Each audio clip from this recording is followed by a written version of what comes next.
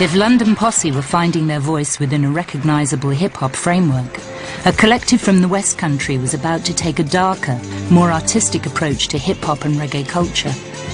Out of Bristol came Massive Attack.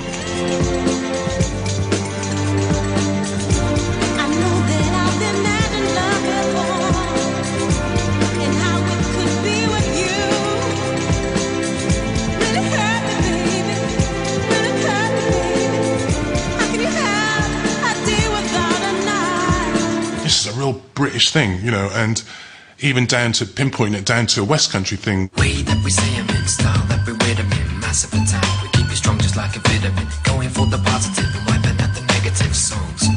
Cause brother, it's relative. We were literally talking in our colloquial Bristol accents, you know, which was kind of, at first it was like kind of, bloody hell, listen to those guys. Attitude is cool, breeze below zero, up against the wall, behaving like De Niro. Trick is performing, taking his photo, making a stand with a tan, touch it like Coco. It was just so dark, and the level of creativity was just like, you know, at such a height that, you know, it was really incredible. And for me, I think particularly conjured up all these different ideas about Britain.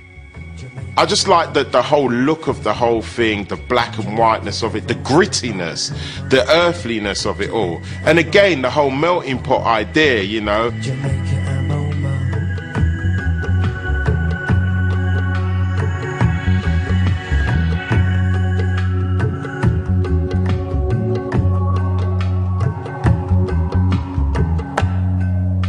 You sure you wanna be with me? I'm nothing to give. Now take a walk, take a rest. Massive Attack started out as a sound system, but gradually evolved into a live band who chose not to adapt their introspective multicultural sound for the American mass market. Let's put a bit of reggae in, let's put a bit of punk in, let's do this, let's do that, you know. Things that we felt comfortable with, you know, rather than try and emanate this culture that we really didn't actually know anything about.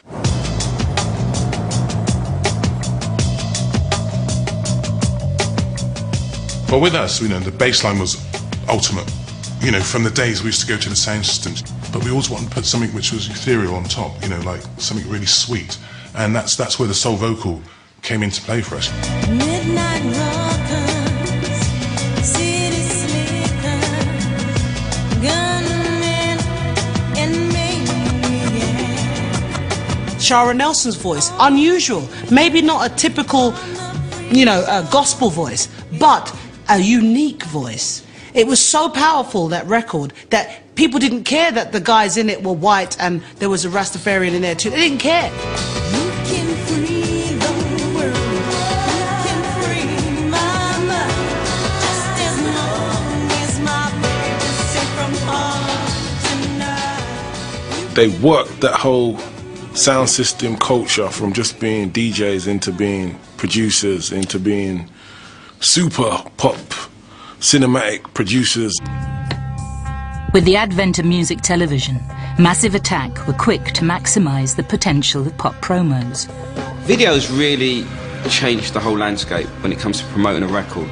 You make a video can go on rotation. There are so many channels now that if it gets no radio airplay, it can still be a top 20 hit record and feel almost underground. We've always had a really strong visual aspect. And we've all, you know, as naive as we think we are, you know, we've always said that, you know, maybe that might be somebody's first contact with Massive Attack, the fact that they might see a video.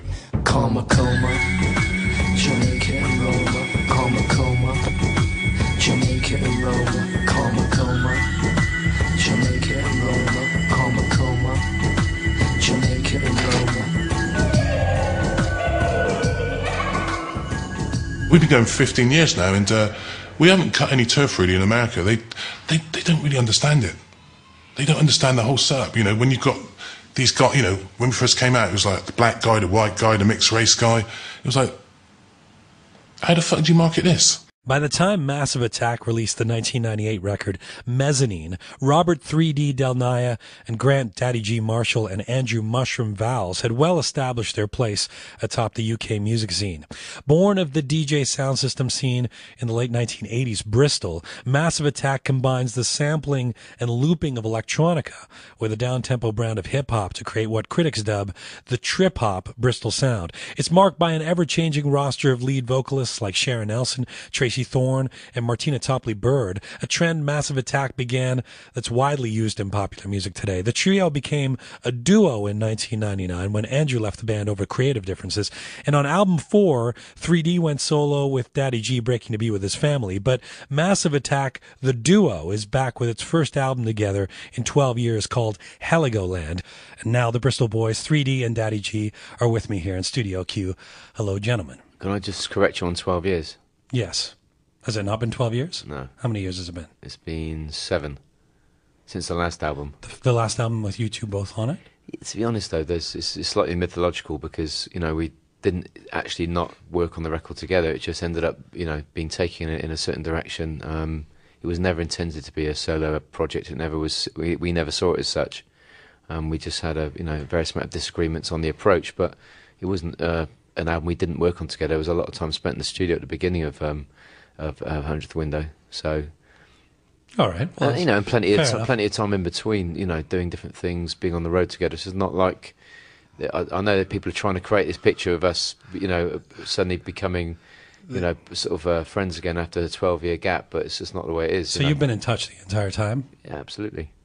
Gee, what if it's been 7 years? What does it feel like to be back together after 7 years with a new record? And yeah, again, I'm contradicting what Dee's saying because 7 years, but me and Dee have always been in contact with each other from. It was only just the studio time that we didn't spend together. So it was just that time at the studio that we weren't soul brothers. Well, what about when you did return to the studio together? Did it feel creatively different this time, or after a certain while, is it like riding a bicycle?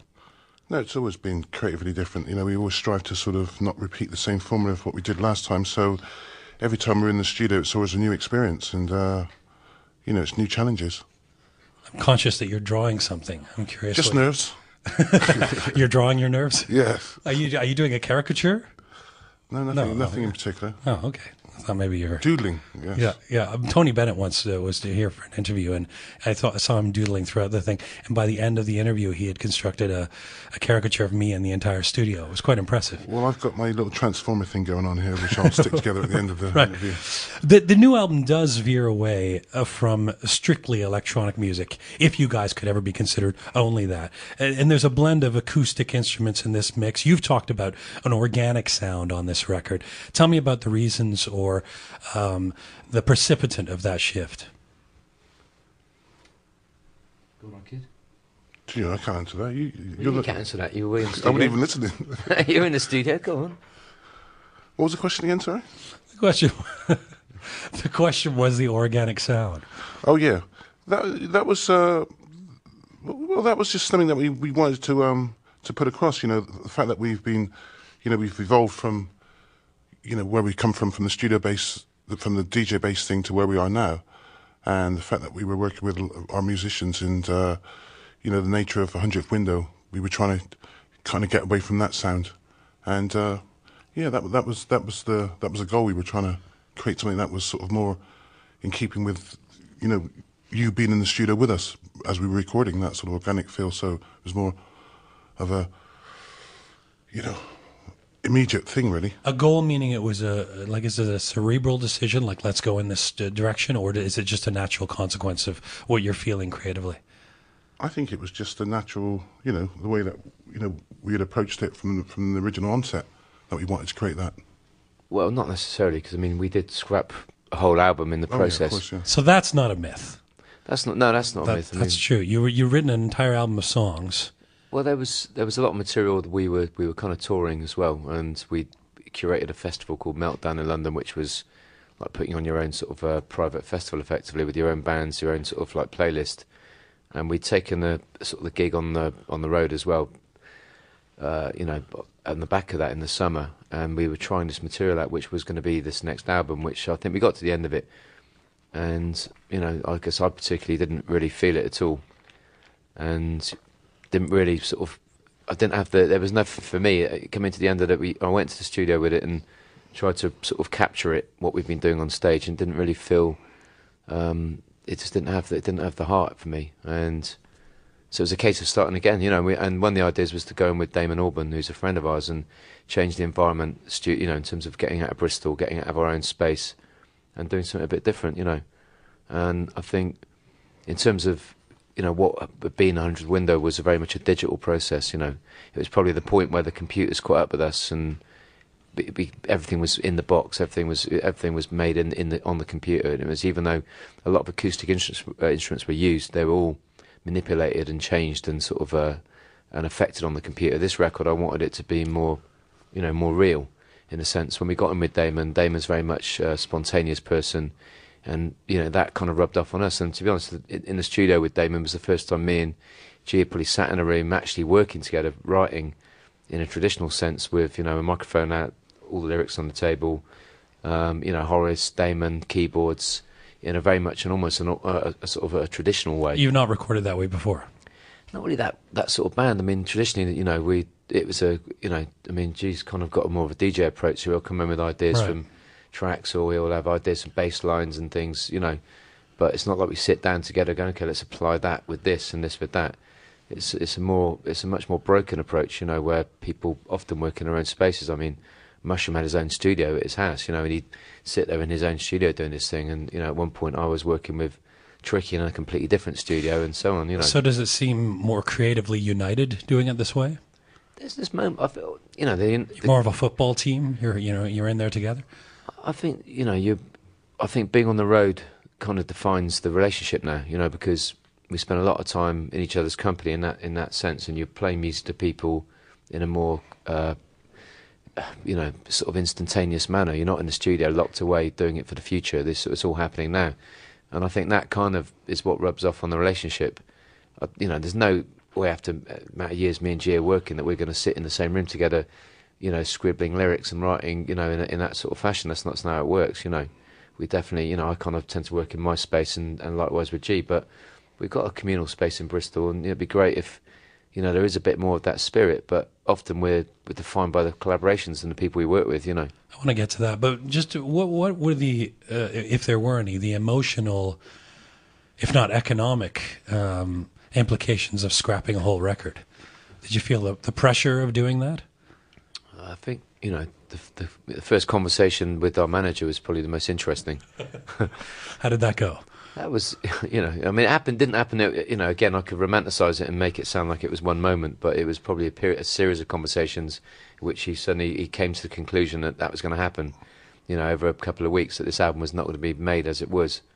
And I suppose it was strange for the record company and our you know, the guys who promote our gigs, because they'd seen what they thought was an album and heard it and liked it, and the news that it was not going to ever exist was a bit of a shock. And also, to be fair, on some of the people we worked with on those tracks, you know, I felt there was definitely a bit of residual guilt and a little bit of loss in the sense of some of these tracks weren't going to appear, you know.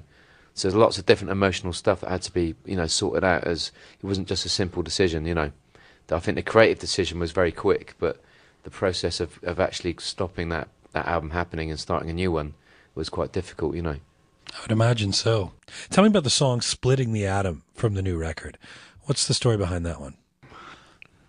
I guess this was one of the things that happened in with Damon. You know, it was a very spontaneous moment. There was, you know, G had this kind of beat idea. Damon had a sort of like he called it an Arabic blues scale, and I had all these lyrics which were kind of about this, you know, the state of the nation in the UK, the state of being for the individual who was watching, you know, time in history repeat itself.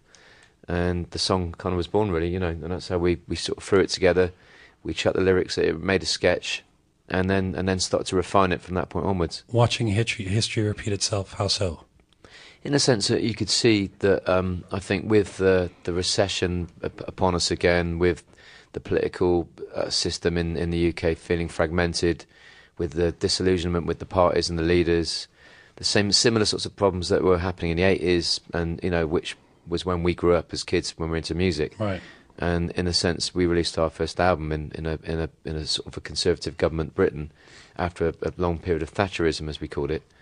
It felt like we were heading back towards this because we'd had this idealistic moment of the Labour Party coming to power, and then that had all gone tits up when they agreed to go into Iraq, and the recession that followed it after years of not regulating the banks and the spending, and you could see it all going on, and we just felt like we were part of this cycle that you can't do anything about this thing. And all that is explored in this song. I think lots of parts of that, but particularly the mood of that. Interesting. You talk about the genesis of that song, the ideas behind that song. Seeing you live, it's quite clear that there's politics behind the band, even activism. It's not something that one necessarily associates with this type of music, with dance music, with electro music, with DJ music. Is that a prejudice, or do you know what I'm talking about? I think that's probably a fair assessment. I think there's been probably quite a lack of social, political activity in the dance music scene for years. There's been a fair amount of posturing, and there's been some good bands that do posturing well, but not any really serious kind of intent, I think. And to be honest, I think that probably some people would say that goes right through the whole of the music scene in general, that there's very little will to get involved in real politics. Would it be fair to say that this is a more political record than you've done in the past? Yes and no. I mean, the Blue Lines was very much, I think people felt it reflected a period of time we'd come from, in Britain as well.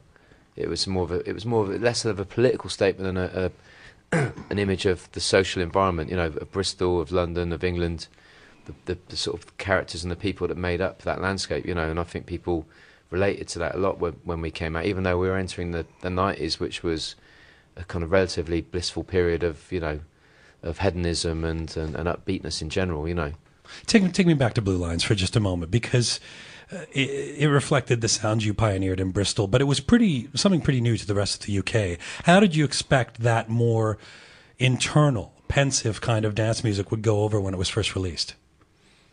We didn't know how it would go over in the studio when we were mixing it. I mean, we didn't even know if we'd finish it, to be honest. I think, there was, I could quite safely say that at our camp, including Cameron, our then manager, and Johnny Duller, sadly our producer, who passed away last year, I don't think any of us, including them, actually knew if we'd finished the project. It was kind of very much touch and go. So we had no idea really of whether it was going to work outside of the four walls we were occupying, How did you, Daddy G? I think there was a sense that there was something different that we were creating, most definitely, because at the time, as Dee was saying, dance music was kind of this high octane type of music, which was kind of hedonism, sort of escapism, and with the music that we were making, it was more of a case of like, maybe this is the type of music for after the club, after you've completely come home and you off your head and you wanted to relax and let your head do the dancing rather than your feet. You were surprised that it became both a phenomenon and critically praised?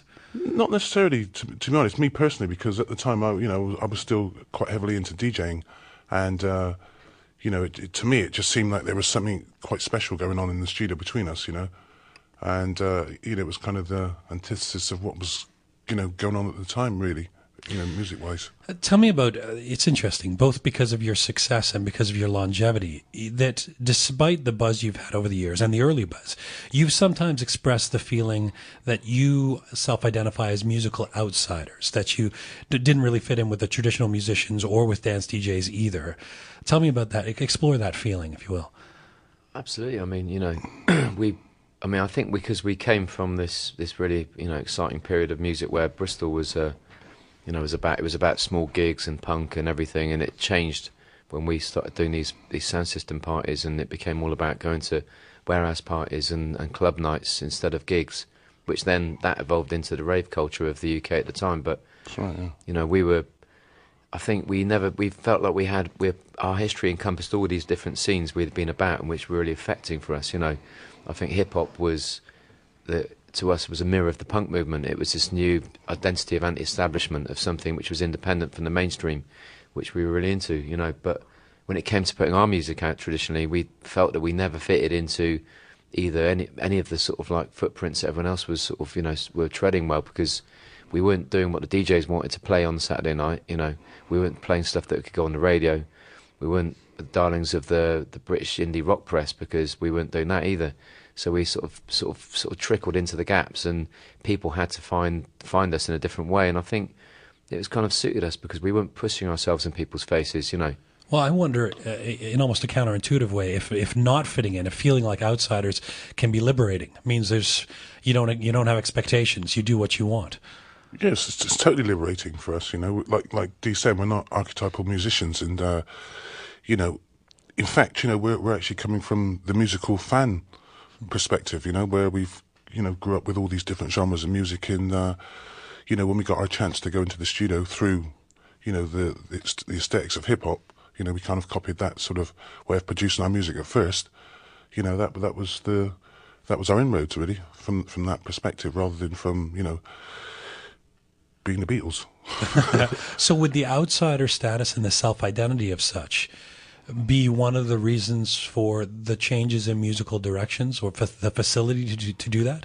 Well, there's no boundaries for what we do. So, you know, the musical experiment was just, that was what we did. We just got into the studio and just experimented all the time, you know. Really? To a certain extent, yeah. Or chanced our hand. I like it when you two disagree case. on the history of the band. Well, yeah, I mean, you know, we do, because because if you imagine, there's the reason the band sort of fell apart, I guess, in the end of the 90s, was because we did disagree with direction. Now, if there had been three people that were totally open to experimentation, then that would never have happened, you know. We'd have all gone, yeah, everything goes, let's try everything. But there was always conflict, because everyone came from their own taste background, their own style background, the things they adhered to. You know, Mushroom wasn't really into what we were doing on Blue Line, on Mezzanine, you know, at all. You know, to a certain extent, me and G fight all the time, because G's coming from a DJ background, he has things that he likes, that he feels from a groove point of view work. And I'm sort of always more likely to rip that up and try something, you know. I mean, I suppose I'm always pretty dissatisfied with what we do anyway. That's why a lot of it goes back on the shelf or disappears into the trash.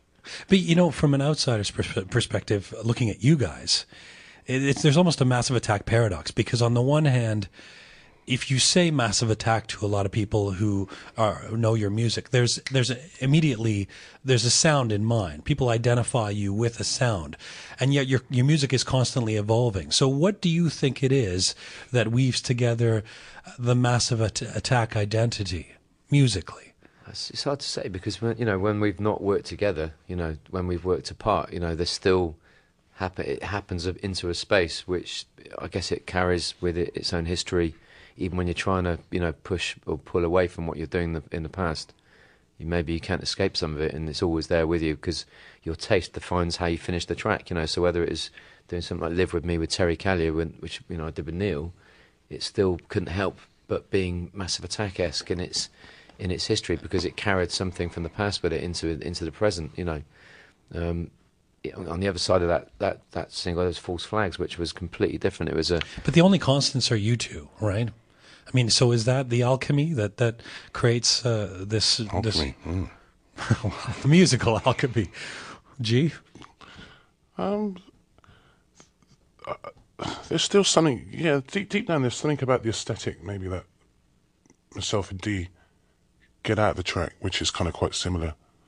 You know, in the end, there's, you know, for instance, like Dee was saying, you know, we shared the same spirit in the studio this time making this album, whereas, you know, we weren't necessarily eating out of each other's pockets, but, you know, and there's, you know, a point where, you know, I think we're both kind of, you know, as much as we fought against the tracks, we're kind of quite happy that where the tracks are, where they sit now, you know, we look at this body of work and, you know, it does reflect, you know, Dee and myself, you know, to a certain extent, although, like, you know, our fingerprints aren't necessarily firmly on each track. I think the thing is it's like, you know, going back to that thing, it's happy to coexist, you know. You get to a point in the evolution of a friendship or in a band where, you know, you're starting, it's all exciting, there's fights, you know, then the second record comes and you've suddenly got to compromise with each other because you've got to coexist on a different level. And then, you know, with us, with Mezzanine, we pushed everything to a different space, and that created more fights and so on and so on, you know. But I think for me and G, you know, we've been, like I said, touring for so long that we've experienced our music and its effect on people or its effect on us in a completely different way, which isn't about the studio. It's about being out there, meeting people, playing it to people and sharing that experience. And I think that really is what keeps the friendship is a definition. When we take that back to the studio, you know, the spirit is shared because of that memory we have of doing this stuff together, you know, and it overrides all the conflict of the past, because you get to a certain age and you think, man, you know, we've been doing this now for over 20 years, and that's more important than the fight over this track, you know, whereas before, the fight over that moment in the track could be the only thing that mattered. Before I let you go, let me just ask you about the one thing that does remain consistent, which is the idea, an idea that you pioneered, in fact, of having guest vocalists on your tracks. And I wonder if that rotating front line, what that allows you to do creatively that bands with a steady front person cannot. It's something we were always into. I mean, G mentioned the Beatles earlier, you know, for instance. I mean, you know, we grew up with them. You know, my mum used to dance me around the room to that, and the Beatles were like that. You know, there was different vocalists, different songs. Then you can go to talk about the Clash, you know, and another sort of more traditional group setup sense again, that they'd switch vocalists all the time and bring in guest vocalists like Mikey Dread or Futura 2000. And then, of course, there's the reggae, rap, hip-hop thing, which you might have the same grooves and different vocalists coming out and putting new songs on the same bass lines. So we were always intrigued by the fact that you didn't have to have a set person to sort of convey a message, that it could always change. And that's something we took into the studio from from day one, I think. It's something that really intrigued us, and I guess it has helped us to redefine every time we start again with someone, we're all starting again at a new place. And we learn as much from the people that come into the studio as they do from our process, you know. 22 years. Where do you guys, are you where you want to be? Where do you feel like you are on your journey? And what, in terms of your aspirations for Massive Attack in 2010 and beyond? Well, I'm halfway home. How long is it? I think we're still trying to understand each other after all these years, and you know, it's for us, it's kind of exciting, and you know, and it's great to have achieved so little in such a long space of time. Come on. No, it's good. Still good. Thanks very much, guys. Pleasure to have you here. Okay, say that. Cheers. Robert 3D Del Naya and Grant Daddy G Marshall are the quintessential Bristol band Massive Attack. Their new album is called Heligoland. It's out now, and Massive Attack have been with me here live in Studio Q.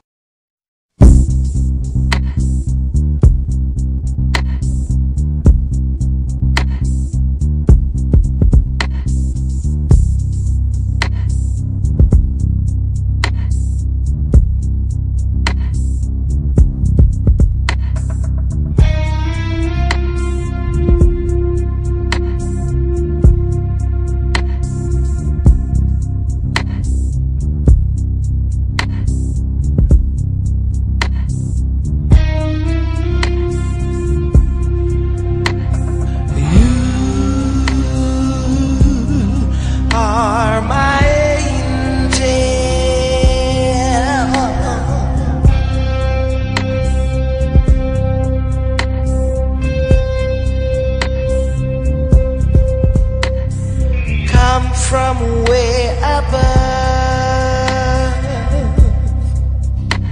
to bring me life.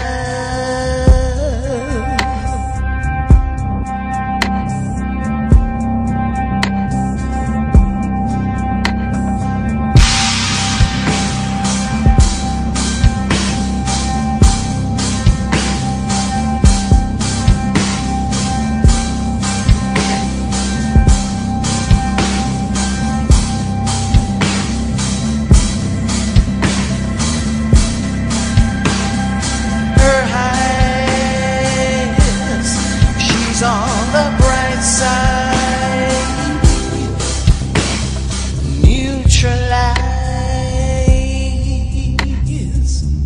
every man inside.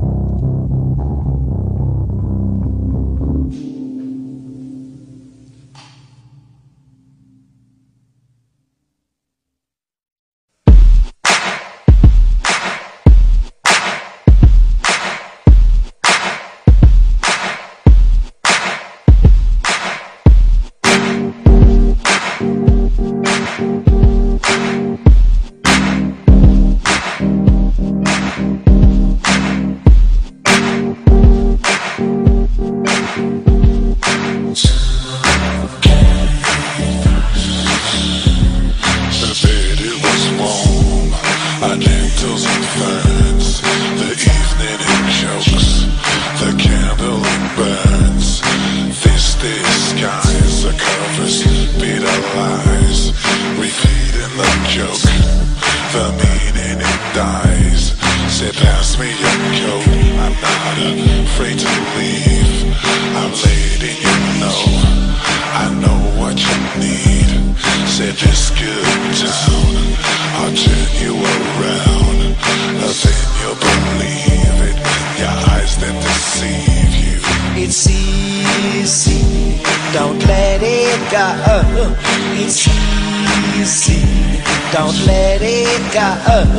It's easy, don't let it go. Don't lose it.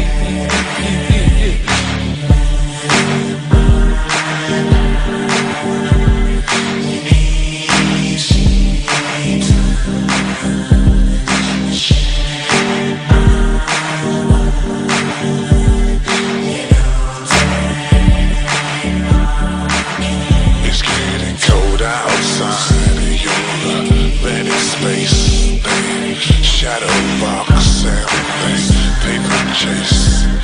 It never stops and will never learn. The hope without dope, the jobless return. The bankers are bailed, the mighty retreat. The pleasure it fails is at the end of the week. You take it or leave it, or what you receive, till what you receive. It's easy, don't let it go. It's easy, don't let it go. It's easy, don't let it go. Don't lose it. Incandescent light outdoors in adolescent menopause. In little clicks, you got the music stops, the needle sticks, the penny drops. The summer's gone before you know. The muffled drums, a relentless flow. You're looking at stars, gave you vertigo. Suns are burning, yet dust will blow. Honey skies, I'll keep you near. Our blood is gold, nothing to fear. We killed the time, but I love you, dear. A kiss or wine, we disappear. The last of the last particles, divisible, invisible. The last of the last particles, divisible, invisible.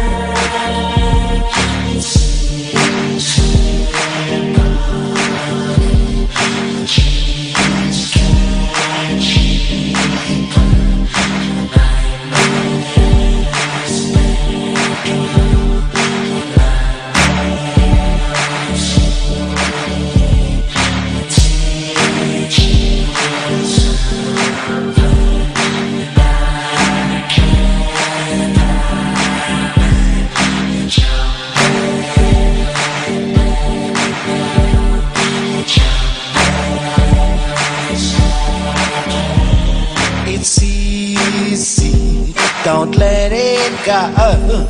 It's easy, don't let it go. It's easy, easy. Don't let it go. Don't lose it.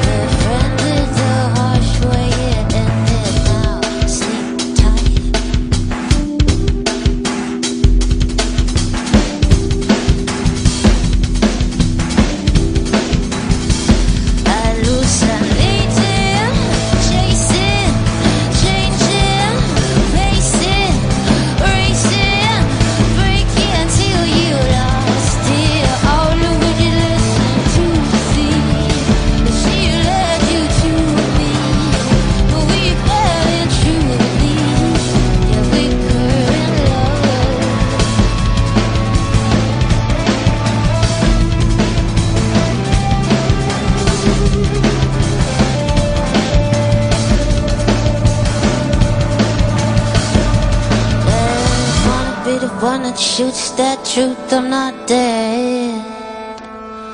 I'm running so far out of my head. This rain of heart that ripples my day. You can never sell by thinking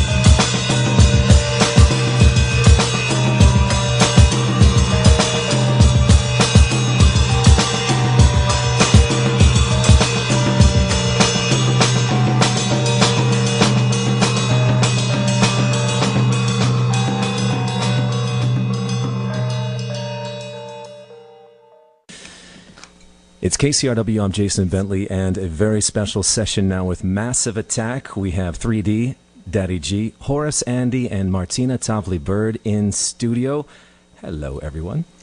Hello. Hello, hello. Can I be referred to as Robert? Absolutely, yes, you are. Robert Del Naja is with us. No.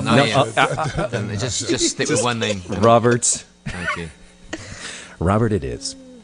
So can I ask you about technology? First of all, how you've taken advantage of technology in doing what you do, whether it's the live show or whether it's connecting with your audience. Respectful of technology. You have to be, don't you? Otherwise it'll kill you. Technology, you have to. It is a respect thing, really, because it's changed the way we do everything, isn't it? Really, and thinking back to the most primitive samplers we first picked up, or the first keyboards, to what you can do now. The fact you don't need this obviously is we're in a giant all singing, all dancing studio, and this was the way you had to sort of go out and record back in the day. You didn't have a choice. Now you can do it all on a laptop. It gives everyone the freedom to not only explore music, make it, but exchange it, listen to it. It's the most democratic music has ever been in terms of its sharing and exchange. It means you get a lot of everything, and you have to go looking for the good stuff. But that's probably a better scenario than it used to be when you had a few record companies, basically telling you what you were going to hear, because you only had them, the radio, the television, and the record shops, and that was the only way you could listen to music. It's a totally different universe now, and it's really it's exciting because of that. Is it always liberating, or is there a downside and a negative side with control technology? Well, I think people say that the information age comes with it. It's major disadvantages. Too much information isn't necessarily good for the soul. It doesn't help you make decisions. Often it can cloud your judgment. But at the same time, you've got to look at it from our point of view. I suppose we're the luxurious position where we get to look at all that information and absorb what we choose to, whereas in less fortunate parts of the world, this technology gives people the chance to share the problems they're going through, and we get to see things we never would have seen before on the street from a country where something's happening, where people had no way or access to the media ever before. So it kind of, I guess it's the luxury of the sort of white middle class European to say the world's going to end in 2012, whereas in the DRC or in Afghanistan or Iraq, the world could end tomorrow, and it's not about fate and circumstance and mystic numbers. It's about reality, Yeah, I was chatting with Peter Gabriel about his Witness.org site, where he gives cameras to people so that they can actually record injustices to human rights on their own and upload these images to a centralized website at Witness.org. I mean, it is amazing what technology can do, but then on the downside, I am somewhat concerned with just the this sort of Big Brother effect. Also, it's the signal to noise ratio. I mean, it's so crowded. Even though there are so many options and people are texting and there's high definition and virtual reality and 3D, at the end of the day, you can really feel quite alone, It's definitely, it doesn't, there's also the sense 3D movies might actually feel immersive. They're not going to improve the quality of filmmaking, let's face it, or storytelling. You know that from the start, from the examples we've already seen, I guess. So talking about filmmaking, you commissioned a number of different short films. I don't want to call them music videos because they're really sort of their own thing, by independent filmmakers to accompany songs from Heligoland. Talk a little bit about that process of pairing up with filmmakers, and what do you think of some of the results? I've only seen 3 of them, but I don't know how many are available.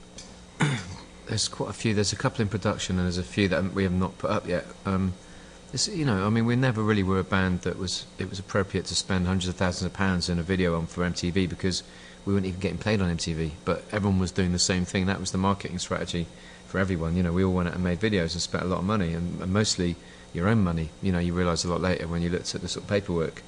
And now I think, again, with the internet, you've got the opportunity to sort of say to a filmmaker, let's make some films, low budget, but the great side of, the upside of the low budget is the fact, you haven't got to worry about broadcasting it anywhere but the internet. You don't need to sort of do a distribution deal. It's just straight out tomorrow when it's finished, when you're happy with it, and it can be on any subject you want without censorship or concern. It's just your piece. And that's, again, that's an opportunity which was never really available to us. back in the day, you know. So did you let these filmmakers just run with an idea, or were you very involved in what it was? Well, to be honest, we gave them, it was very much do what you want, and then they'd run an idea past us, you know, and we'd sort of, you know, go with it, and then we'd see some of the rough edits and have an input, but really it was their ideas to sort of run with, you know. That was the whole point. A bit like giving up your music to a remix, you know, giving someone the stems. As we said, you know, you can take any part of the song. If you just want to loop up the bass line and use that, then that's enough for us. It's about making the film as much as it is accompanying the music. So the focus on the set list is really the most recent album. You don't dip too far back into the catalog. There's bits of everything, man. No, we do dip. We get our feet dirty, you know. We go far back and we put a couple of crowd pleasers at the end, like a lot of bands, because there is. I think it's like if you try and write a book or tell a story or even make a film, you have to have some things in certain order. I mean, G would probably never let me forget the time I made us go on stage and do Unfinished Sympathy first at a festival, because I was so sick of having it at the end, and that went down well. Nice detail. It was like, thank you very much, we're all going home now. And yeah, I mean, to be fair, the crowd, you know, I don't know if we were in Germany or something, they stayed for the rest of the set, which was the challenge, you know, because I was always like, oh man, we always got to play this song, it's just really getting on our nerves, you know. But you forget after a while that people come to your show because they got a shared memory of knowing you from that time, from that song, and to not play it would seem to be kind of like even more sort of, I guess, just even more anal and sort of like egotistical than to play it in a way, because you're sharing something together. And as festival people, you know, I don't know why I'm digressing about festivals anyway. No, you know what you're saying. It takes all types really in the fact that, you know, we've got different generations of people listening to our music. True. You know, you have to sort of, you know, tip your hat to maybe the 40-year-olds, you know, as well as, you know, the younger kids, you know. Sure. I mean, you know, we're lucky to, you know, have Horace Andy with us. I mean, the thing is, we've been playing with Horace now for, you know, over 20 years, and, you know, touring with him has just been an experience, and we get to sort of like experience how people love him, do you know what I mean, and check for him and the history that we share and what Horace represents in terms of musical history and what he's about, you know, because for us, we came to Horace Andy as fans of Horace from his history, and now people come to sort of see us, and they now have heard Horace's back catalogue, and they come to hear him because they know the records he's made with us, and you get this kind of this amazing sort of like energy from people watching Horace, and you know, you can just see it. You know, he gets more chicks than we do. You know what I mean? No. I don't think so, man. Well, Horace, tell us though. You know, what has it been like for you in your career, just hooking up with these guys? I mean, you have your own, you know, history in music, but then you hooked up with these guys. What, in about 1990 or 91? You have the singular honor of being on every single Massive Attack record. Well, it's really amazing, you know. 3D is the man. He's a genius, you know, because, you know, he would say, Horace. How about me, Horace? I can't say that a G, but that, you know, that a G is. I love his voice. He's really, they're brilliant. I'd stop this interview now if I was you. He's verbally burying me now. No. 3D's the man, for real. I say it all the time. You know, he's blessed. You know, he's really, really blessed. To be honest, I'm just blessed with the people I get to work with. Like you, do you know what I mean? Really, it's about the collaborations define us. You know. Yes. Yeah. The way he makes me sing, man. You know, cause I never know I could do this. In my heart, I wanted to do this a long time ago, but I didn't know I would do it with 3D, and we're married 20 years now. You know, it's really nice, man. I really love being on my thing, yes, but it's so nice going on the road with 3D them, you know, honestly, and especially young people looking at this young man, and I'm 29, you know. When was Skylarking? When was that record? In 1972. 72. Yeah. And was that something you guys picked up at that time, just as young people? I was too young for that. Yeah, too young. I don't think she didn't know about that. No, I mean, I actually learned from Horace from the punk thing through. There was a Dr. Alamontedo album, Best Fresh Chicken in Town, with Horace on it. He was doing these parts, these kind of like these parts of his songs, and that was kind of like the punk scene. It was a record that was well played, and there was a lot of, in the punk scene back then, people were into reggae as well, because it was the alternative thing. If you wanted to get away from the mainstream in town and not get your head kicked in by a load of sort of like pissheads, you know what I mean? You go to a smaller club, listen to a bit of punk, bit of reggae, and then the electro hip-hop thing came through, and all these people suddenly were sharing all this music, and then that kind of got passed down to the next generation as well, really, and that's where our sort of experience of music really was born, in that whole era of that changing times, and the bass thing, Bristol's kind of like big Afro-Caribbean community, the reggae scene of Bristol, that sort of like translated, and still, as you know, for the dubstep you're hearing now come out of the city, still has a major resonance, you know. And what's so good about it? He said I was his best. It was his favorite singer. Well, you were our favourite singer from day one, and you know that's what led to it. You know, like Dee's saying, there's different avenues that actually led to Horace. You know, 3D knew him from the punk crossover thing. I knew him from the reggae thing. My parents used to play his records in the house. And his Studio One, he has so much Studio One records, man. I want to jump through his window and take his catalog. Daddy G is really bad, man. He's really wicked. You know, me and him do something already once. I would love to do it again. We mashed the place up. We were in Japan recently. Well, no, 2 years ago now. I think in Tokyo, we went to this mad little record shop, and you know, like, Japanese reggae record shops are like sort of like, you know, they're like, man, they've got everything in plastic. You know, they're proper collectors. Well, 60% of the export reggae that comes out of Jamaica goes to Japan, doesn't it? So no way. That's a lot of reggae, yeah. And they don't mess around, man. They're serious collectors of most things, but when they get into something, you know, like Japanese kids really focused on that. And they got some Horace Andy stuff in there. We've seen on the wall with him wearing his mad big flared white trouser suits and stuff. Do you know what I mean, you've never seen anything like this outfits, man. They're absolutely insane. That was in Hartford, Connecticut. I think the Japanese, they come to Jamaica, right? And they come to Passa Passa and they stand up. And Passa Passa being a dance, isn't it? I think they have this blueprint inside here. There's the best people for looking at you, go back and copying. Jesus Christ, they're really brilliant. When I go into Japan, I hear them saying, I can't say them words, you know, but I love the other say, Lee Wynton. You know, they just print everything out, man. When they come to Massive Attack show, they know every single song. They sing every song. They're really brilliant.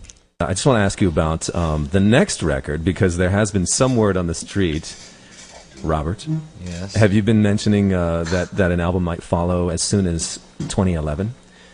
Well, I think the thing is, there's been a lot of good energy around, you know, recently, and it's been, you know, this, what with the touring, the studio atmosphere, the more communal feeling in the studio, because we all know each other, and I think that might have even had what we did at Meltdown might have an influence on that. When we curated Meltdown and we were given the opportunity to put a festival together, and we just chose things that meant something to us personally, now, in the past, or whatever, and I think we took that, maybe that spirit rubbed off on us a little bit, and it's been fun being in the studio with people that you know and have respect for and you've got a friendship with, as well as working with some interesting strangers.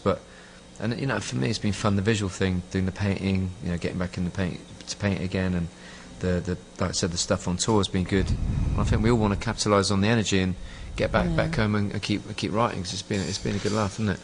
Well, I hope, as you said, the next one, everyone always coming to me and said, when is Massive Attack gonna put all the Horace and the records? Oh, get off. There we go.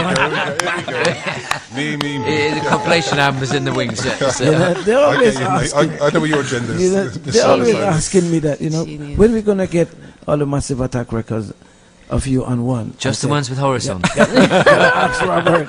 How about Horace Andy featuring Massive Attack? Ask me. But you know, as Dee's saying, you know, it's to be honest, this is probably our easiest album that we've made. You know, the fact that we haven't imploded on each other as usual. So it would be nice to sort of continue this vibe, you know, into the next album. So hopefully, you know, it won't be another 5 years until the next one comes out. It'd be suicide. Commercial suicide or personal suicide? Both. Both. Well, listen, I want to thank you for taking the time to do this session for us at KCRW. Really appreciate it. You guys, something special. So many thanks to you. It's Massive Attack on KCRW.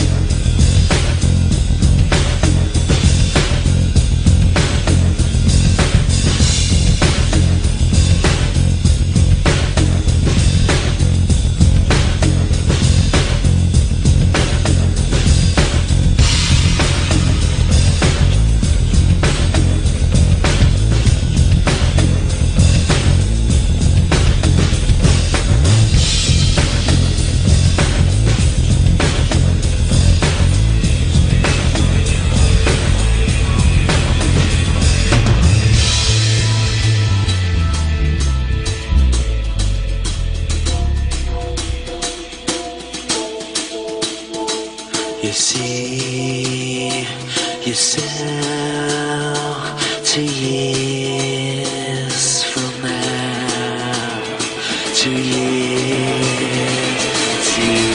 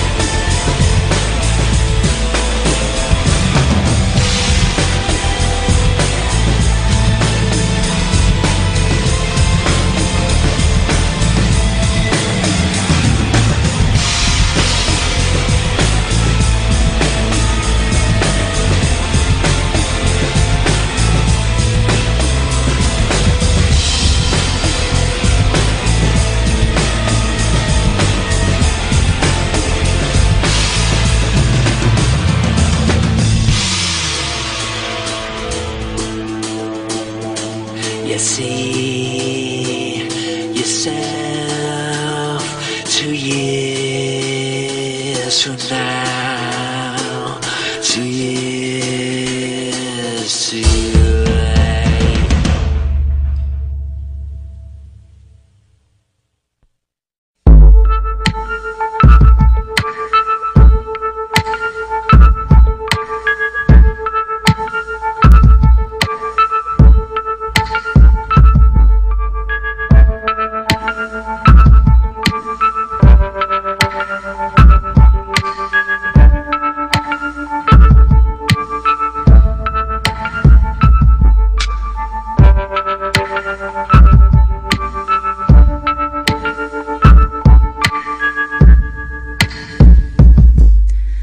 Love is a verb, love is a doing word. For yeah, that's on my praise. Gentle emotion shakes me, makes me lighter.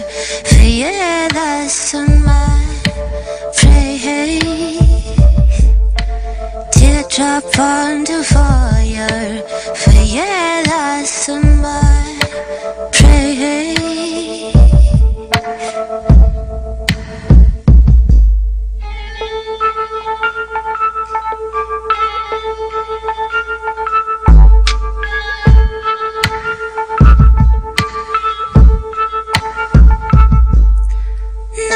Night of matter, black flowers blossom.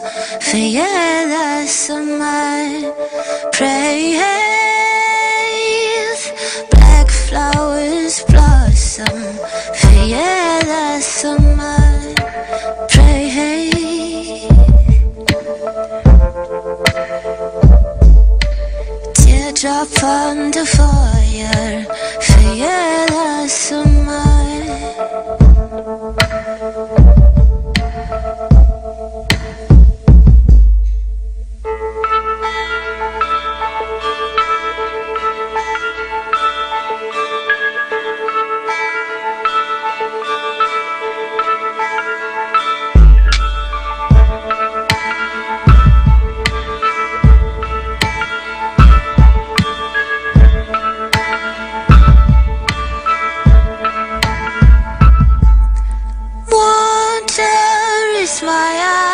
most faithful mirror. For yeah, that's on my praise. Teardrop on the fire of a confession. For yeah, that's on my praise. Most faithful mirror. For yeah, that's on my drop under fire.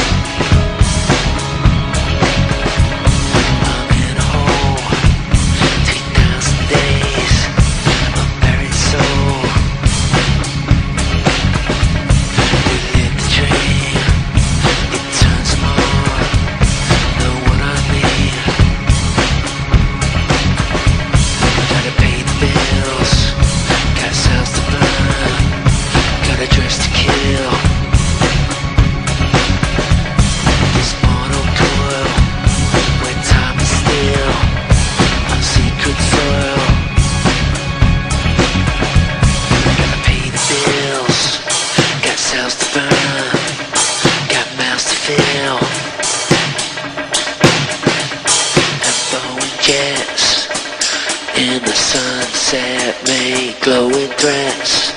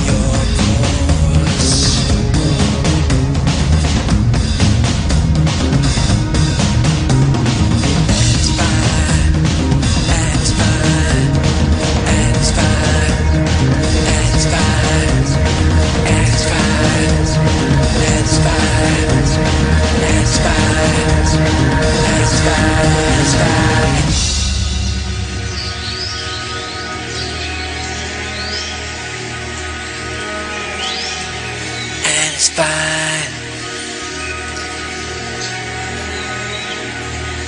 And it's fine.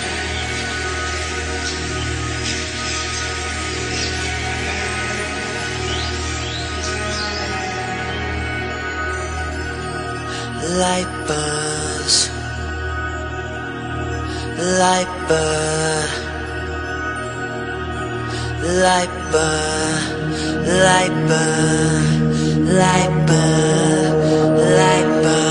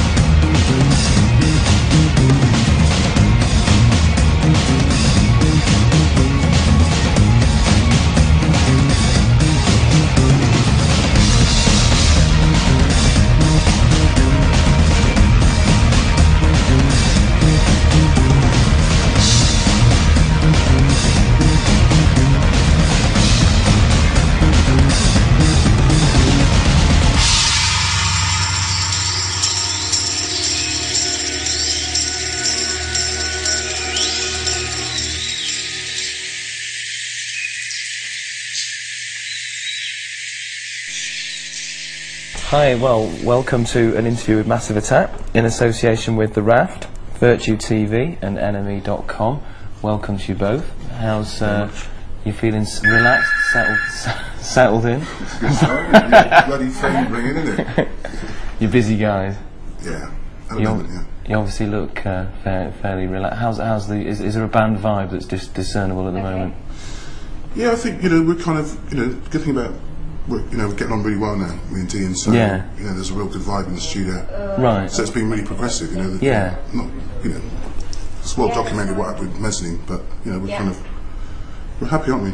I think we're happy. Happy little bunnies. Do you think, I mean, obviously, if you're working the times I've been up to Christchurch, it seems like there's a really good atmosphere, you're both sort of working hard on lyrics and things. Obviously that's going to be reflected in the sound of what you're making. Will it still be as abrasive as Mezzanine? Well, we're trying to hopefully it'll be a bit more abrasive in places and a bit softer in places, Trying to a bit more up and down, a bit of rough and smooth. And I think when you listen back to your own albums, you're obviously so critical. And when you listen back to Mezzanine, it kind of felt that it had a certain mood and didn't really stray from it too far.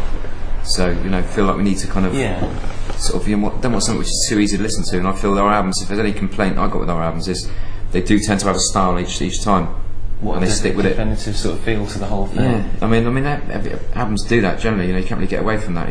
That's the whole idea of trying to make the ultimate concept album, which probably never happened. But is that what you're dealing with this? I mean, Mezzanine definitely has sort of a definite feel to it, and Blue Lines and Protection probably did as well. Are you trying to sort of broaden out the whole album? I mean, previously you said you felt Mezzanine sort of dipped in the middle quite a lot in terms of its pace. It just kind of seemed to settle into a groove in the middle, stuck in one gear. And at the time, it was just we were having so many fucking internal struggles in the band and everything. It was just it was an achievement to finish it. So at that point, we didn't really, we didn't really sort of worry about how it felt in the middle. Even though you always know you can do better, you're never going to be completely satisfied. So what I was saying, I just know already that things have already gone by the wayside in this album. With this one, yeah, things have been lost already. So that's just what you've got to live with. You can't, you do so many versions of each track that you're going to have to let things go, and it's a bit of a pain in the ass. But do you feel sometimes you're too perfectionist in many ways? You sort of work towards a point that you can't reach. Or He is. My worst, yeah. Which is, my worst traits. Which is a good thing, being vigilant about what you do. Like Dee's approach to it. It really does get into this, like, it gets kind of finicky. But that's kind of good, because I kind of overlook the smaller details sometimes. Were you dealing broader brushstrokes?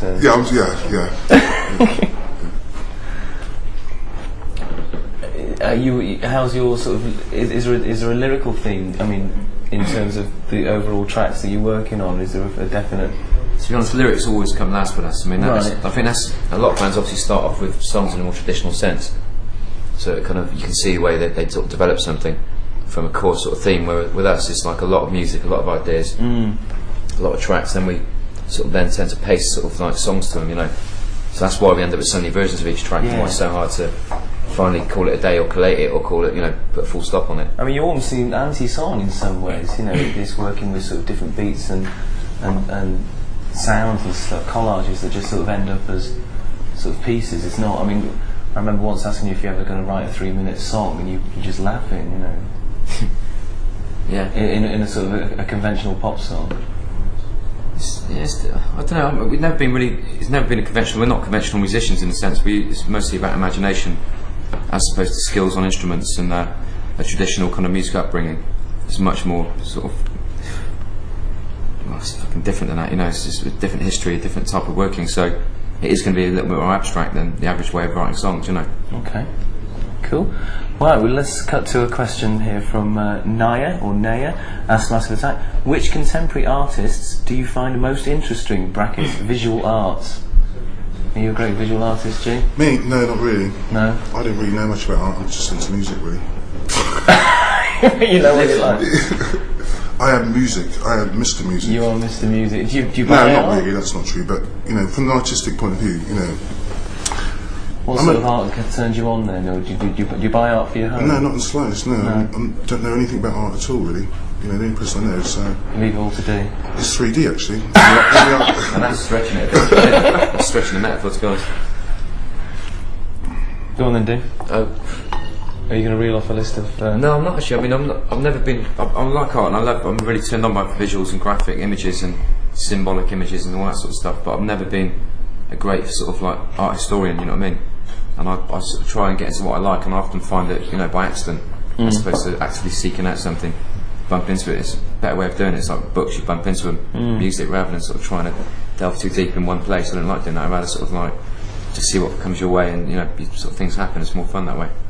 You contributed a piece of music to Mark Quinn. Mark Quinn's. How did that come about?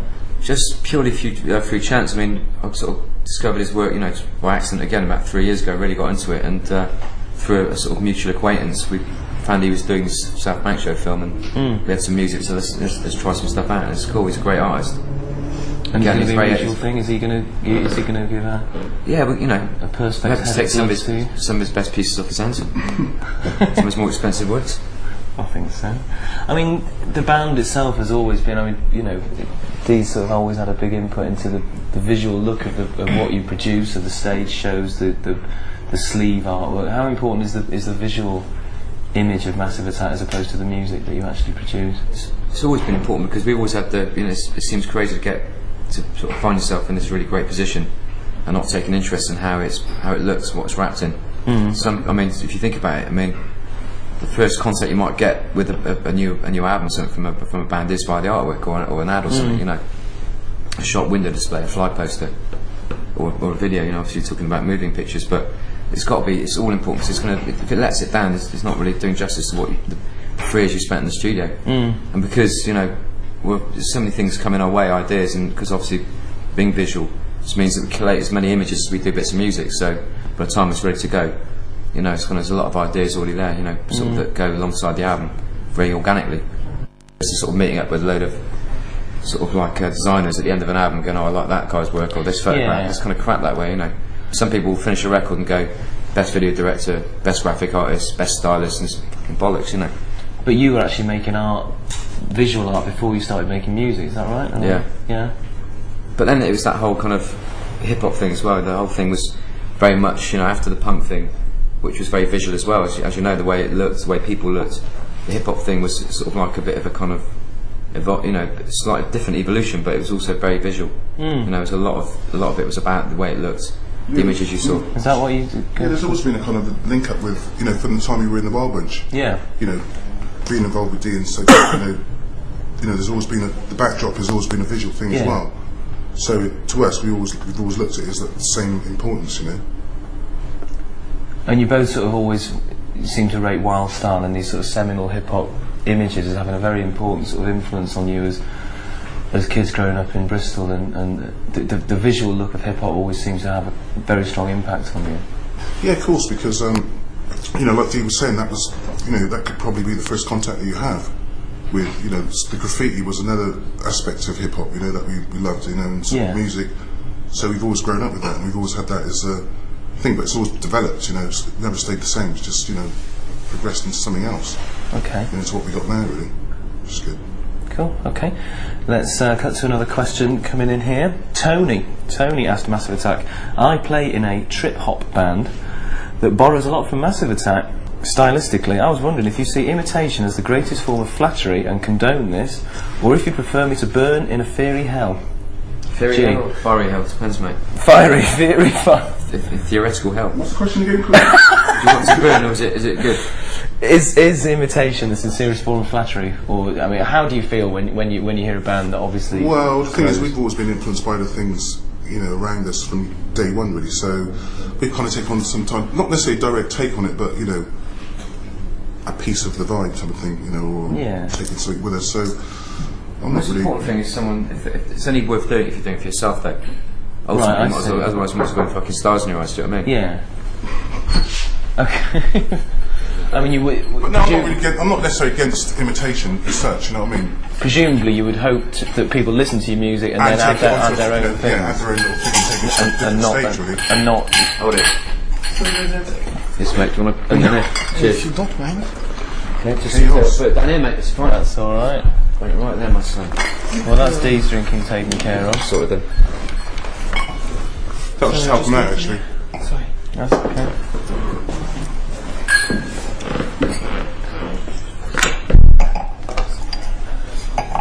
Thanks, mate. Somebody give him a tip. He's sweating. Somebody sort of guy with a tip. You got anything to where were we before the? Just done stars in your eyes. Yeah, I mean, because Blue Lines took this template of soul, hip hop, reggae, and whatever, and beautiful vocals and strings, and this whole thing, that package seemed to get borrowed wholeheartedly by a whole set of bands. But I think the thing is, when you look at sort of moments like Blue Lines or other albums, which, you know, sort of like sum up a bit of a, you know, whether you're looking at Screamadelica or Soul to Soul, you know what I mean?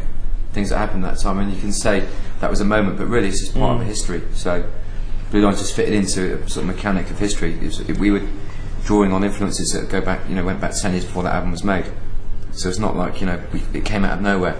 So when you see things that you think, oh god, that's a bit like us, you've got some other people moving the same timeline as you, also experiencing the same things and getting influenced by the same music and all the rest of it. So I think it's cool, but how do you look back on Blue Lines now, sort of nearly 10 years after it came out? Then it's hard to remember what it was like doing it then, isn't it? Really, I can't remember. It was a long time. Well, you can literally not remember. You can't uneducate yourself. That's the problem. When we started Blue Lines, we didn't have a fucking clue, and it's really hard to sort of try and strip that back. That kind of all these years in the studio, being tormented and depressed. Tormented and depressed. I mean, and sort of go, no, it was great back then, but you can't really fucking remember. Because I've heard people say, oh, I'm not bullshitting. People say, our child was conceived listening to Blue Lines, or this amazing event in my life happened. There we are too, sort of. We haven't got kids, have we? So that's a bit of a sad comment, really, isn't it? You know, this especially the most smoochiest album in the love-making album. And exactly. The best Shag soundtrack ever. Well, so people say, yeah. I shouldn't imagine you'd be able to make love to your own music. I've had a good go. It's done. That's it. It's like fucking yourself up the ass, really, isn't it? Take it out, no, maybe not. The analogy's there anyway. Good, right. As long as I see anything to say, mate. Moving on swiftly. Have a look. Jamie Day asked Massive Attack, are there any plans for a DVD video to be released telling the story of Massive Attack? So far, what plans are there for a tour? Once new, oh no, that's a whole new question. Are there any plans for the life story of Massive Attack, and presumably which will be your high points in the story? That'd be the Carriage Clock, wouldn't it? I mean, that's the end when you start doing that. You start doing a retrospect on yourself. You might as well. That's when you're sort of like expecting a gold watch. Box set time. Exactly. I mean, we did You the don't box. really feel like the Phil Collins era of your career then. Exactly. We're kind of almost there. I mean, you know. I think in a way, if we did that, it'd be sort of something like Dallas or Dynasty, really, wouldn't it? That sort of way. Well, it'd have quite a big cast, that's for sure. Yeah, there'd be a very big cast. But no, I mean, we're not really planning to sort of summarise ourselves that way because it's really kind of difficult. You know what I mean?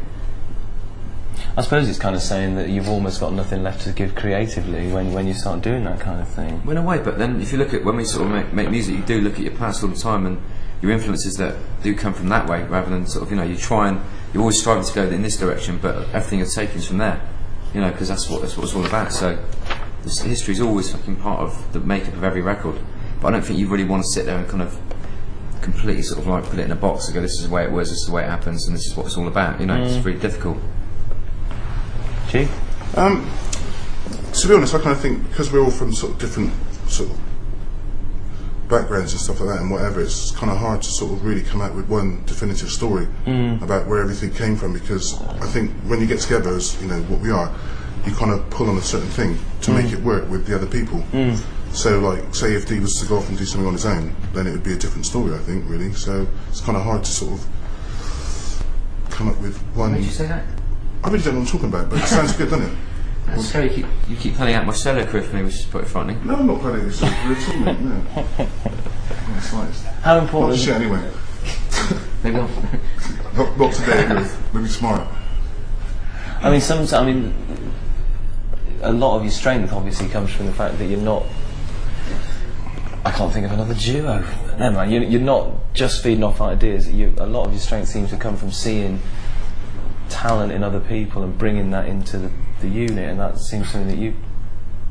It's not. I know people sometimes get mistaken, like as if we have some kind of like gift or some Midas touch where we sort of pick people up and sort of like turn them into stars or create good success out of them. But what we're always doing is just listening to music and the textures we hear. You know, you visualise a voice. You know, because we don't. Our vocals only go a certain way. You know, you know your limitations. And being male, and the band's always been very male. It's always good to work with females because it brings that dimension to it, a completely different sort of set of feelings. And it's not about the kind of. It's more about each track and each person at a time. You know, that's what's really happening. If you know, working with Elizabeth is about how she works over a piece of music. You know, it's all those elements, as opposed to sort of like looking at people going, let's try that, let's try this. It's very deliberate. You know. How did the link with Liz Fraser originally come about then? Just inquisitive, isn't it? Really. Yeah, well, I think, you know, the link with Liz sort of came about before this, wasn't it? We were after for protection. Yeah. Really. Dissed us then. She dissed us. Well, she didn't diss us. I think it's the other guy who dissed us, really, wasn't it? But anyway. But you know, we've always loved Liz, and you know, like Descent. You know, you look at her voice, and you know, with us, it was like, wow. You both big Cocktail Twins fans. This would be the voice for what we're trying to do. Yeah. You know, same thing with Tracy, really. Yeah. You know, it was always that voice sprung to mind. You know? So that brings us to a question that's just come in from Farouk Chishti. Asked Massive Attack, is Liz Fraser involved in your next record? Liz is actually, she's been in the studio today, so yeah. I saw Liz this morning actually. Oh, there you go. She was busy away in the studio, wasn't she? She's really good now, she's really up for it, and I think we felt that, so after Protection we did a couple of tracks with Tracy, and a couple more that no one heard. I think we felt, you know, with the way that what they wanted to do and what we wanted to do, that we probably sort of reached that point, you know, we did what we could do. But with Elizabeth, I think it's just such a different way of working. It's much more mysterious, more abstract, and sort of more magical in the sense. I mean, that's not you know, I'm not comparing the two at all because they're both, you know, amazing artists. But I think we did feel we felt it was unfinished business with Liz, really. Do you know what I mean? There's a lot more to explore. Were you both big Cocktail Twins fans anyway, mate? Sorry, mate. Fate landed in my lap. Do you want some? Yeah, that's some. Sorry, do you want some? John, carry on. Yes, thank you. You're both big Cocktail Twin fans anyway, aren't you? I mean, she's one of the bands I liked. I wasn't like, you know, completely sucked in. I thought you know, they're an amazing band. Their voice, but at that time I was in so many different types of music, so I didn't know how to concentrate. You know what I mean? Well, at that time I was kind of working in the record shop, you know, so I was kind of sending quite a lot of Liz's in Cocteau Twin stuff, so I was kind of quite aware of what Liz was doing at the time, you know. Right. You had to pay for it either, did you? I'm going to tell you what, Have you- my boss was a good bloke. So I'm not... G doesn't pay for anything. Do you want some of this, John? Yeah, thank you very much. Yeah. You're lovely. Here's a good controversial one. Rob Hobson, there's a question come in just here now from Rob Hobson, asks Massive Attack. On the last album, you went for a more aggressive punk sound. Speaking personally, that alienated me a lot as a huge, and I mean huge, fan of the previous two albums. Given the album's reception, do you regret the direction that you took with the benefit of hindsight? Given the album's reception? Well, exactly, yeah. That's a question, isn't it? Is it coming from a personal point of view then? Although it did sell an enormous amount of copies, I believe. Well, no, you can't use fucking hindsight and regret what you do. You do what you did at the time because it means something, you know. It's not, you don't take a sort of like decision to sort of go in a certain direction because for commercial reasons or for any other reasons, just for yourself, it's what you're about at that moment. Yeah. And the albums, it's, you know, people sometimes I think are under the impression that you sit down and have a committee meeting about what you're going to do. But it's actually, you've been for fucking 3 years. You know, day by day, you know, fucking around with tracks, really getting into it, or not, as the case may be. It's a very laborious and strung out process. And so you don't sort of look back after and go, in hindsight, I wish we hadn't done that. Because that was your life, you know, you just don't do that. Well, it certainly would have been easier for you to have just made another template of Blue Lines and Protection. It's not actually, people think that, but also that's impossible as well, because I think by the nature of what we do, because we don't come from a traditional background, like I was saying earlier, it's more abstract in the way we work. Yeah. That there's no kind of template, to be honest, you know. There's things we take with us, there's traits, there's history, there's ideas we've got, but we don't actually have a sort of like a fucking paint by numbers Massive Attack plan, do you know what I mean? Where we go from A to Z, and that's the track, you know, it never works that way at all. Even if you wanted to, even if in your sort of wildest dreams you wanted to be able to sort of make another one of your favourite tracks over and over again, it wouldn't happen. Well, that's where I see similarities between you and the Clash. You know, I mean, I know you're both big fans. You know, and they weren't afraid to take anything and put it into what they were doing. Exactly. And I think, you know, in some ways their sort of legacy is bands like yourself and Left Field and people that aren't afraid to just chuck everything in and see how you get on with it. The thing with the Clash is like, sorry mate, it's like just saying that one of the things about the Clash was the fact that, you know, I mean, there's only a few bands that I really love that have a lead singer I can listen to over and over again, you know, like a few bands like sort of Blur or Radiohead maybe, that are, you know, really great, you know what I mean, or sort of, I don't know, I'm trying to think of other examples, you know, D'Angelo, even his last album is amazing, you know, but you do get other voices coming in. Oh, I like that, man. The first album was great. Is it? Yeah. But I mean, the thing is with like the Clash, there was always a mixture of voices. You know, Strummer, Jones, Simon, Mikey Dread, you know, Futura 2000, all that stuff was a real influence on us. The fact you could sort of like switch from sort of like voice to voice and still have a sort of like a real complete album, which didn't sound like a compilation. And also the idea that, you know, it's no bad thing to have a go at music videos. Does anyone else interest you, i.e. Chris Cunningham, Paul Hunter, Hype Williams, David Fincher? Chris Cunningham we came close to last album, didn't we? Right. But Chris Cunningham, I mean, he's probably the best person out at the moment working in that field, you know, and beyond really. He's obviously, it's not, I hate to think of someone that talented being sort of bracketed as a video pop promo director or whatever. What stuff has he done then for the benefit of... No, we nearly worked on him with Angel. Okay. It just didn't kind of happen because he was doing another track at the time and it kind of went over and it was one of those really kind of boring sort of like business sort of setups, but it would have been, you know, we really love to work with him again. David Fincher, again, you know, someone we'd love to work with, you know. His visual sense really appeals to us, you know, so hopefully that'll happen. Hype Williams, you know, it's great, but, you know, I don't think it's for us really. What stuff has he done then? I'm an ignorant. Well, he does everything for the hip hop. Okay. You know what I mean? That's... Right. If anybody wants to... Did Ronnie's last video? Yeah, Ronnie's Sizes, yeah. Oh, right. Yeah. But, you know, he's... What, the very steely stuff that Ronnie did, those sort of brown paper bag, those kind of... I've never actually seen any of the videos, but... He did the last track, which is kind of very sort of like handheld, rough, really confrontational, whereas before his stuff was very slick. All the sort of hip-hop videos in the last few years have been based on his template, you know. Sort of Busta Rhymes and see and that sort of stuff, you know, fisheye lens, close-up, sort of crazy stuff, you know.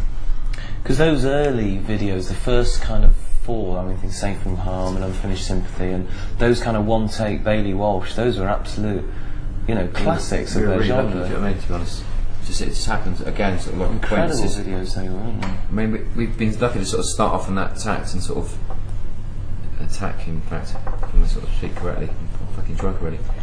But you know, the working with someone who had a real film sense, and we really had a film kind of influence. So we didn't try and make, you know, the whole thing about the video was a short movie, and we try to keep that idea, that sort of like thing going all the way along, which has been really useful for us to have that start.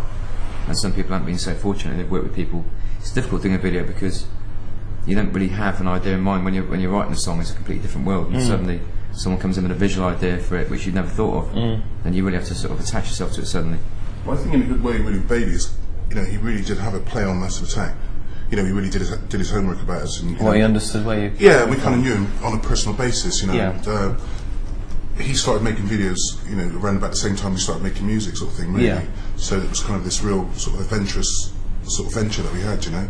So it was kind of quite exciting, really, wasn't it? Very exciting. You know. Wasn't big No need for sarcasm. I'll come over and have you in a minute, right? What happened? Because he made... what was the last one he made for you? Be Thankful for what you got, the infamous stripper video? Did he do that? Yeah, the one that Raymond... Yeah, well, I would say what it is, but, you know, yeah, the stripper video. Do you look back on that as as something you regret, or No, it's brilliant. any regrets? I thought it was really good. Love it. No, no comment whatsoever. Okay. Here's another question just come in. PCBH again. What has happened to Souvenirs, the track that was supposed to be on the Beach soundtrack, which Liam Howlett also worked on? P.S. Here's a nice one. Just have to say that Massive Attack, you are the greatest band on the planet. Who's that from? This is from this is from Ardell Naya, I think. This is from PCBH. He says, "You are the greatest band on the planet. You create the most innovative and creative music man has ever heard." Man's ever earned. Thank you for providing me and the other fans with such excellent music. Is that kind of thing? That sort of comment is obviously, you know, makes it all worth it. You know, people really get off on it that much. I mean, it'd be hard to sort of to even consider being the best band or making the best music on the planet. You know, because it'd be impossible. But you know, it's a lovely thing to say, and the track with Liam is still sort of on hold until, you know, the right thing comes along. I think, you know, Right. Hopefully it's going to be on his next album. It's a good track to work with. You know, he's a very talented geezer. Obviously, you know, he's a great bloke, and it was fun. Because that took up a lot of time, didn't it? That Souvenirs track. It wasn't. What was it called? No Souvenirs. No Souvenirs. Yeah. It didn't take up a lot of sort of physical time in a sense. It was just because there was a film involved. All the politics involved in that was difficult. You know, always is. And you didn't feel that the tone of the track fitted in with its place in the film. It wasn't so much the film. It was more to do with the fact that these days, when a film's made, the whole soundtrack album thing becomes a completely different ballgame. You know, and it becomes a sort of like a whole marketing thing. And instead of writing a piece of music for a film, in terms of sort of incidental music or writing something to capture the mood of a film, you end up being involved in someone else's marketing plan to sell a film or to sell an album. You know what I mean? You don't want to be involved in with loads of artists you don't really care about.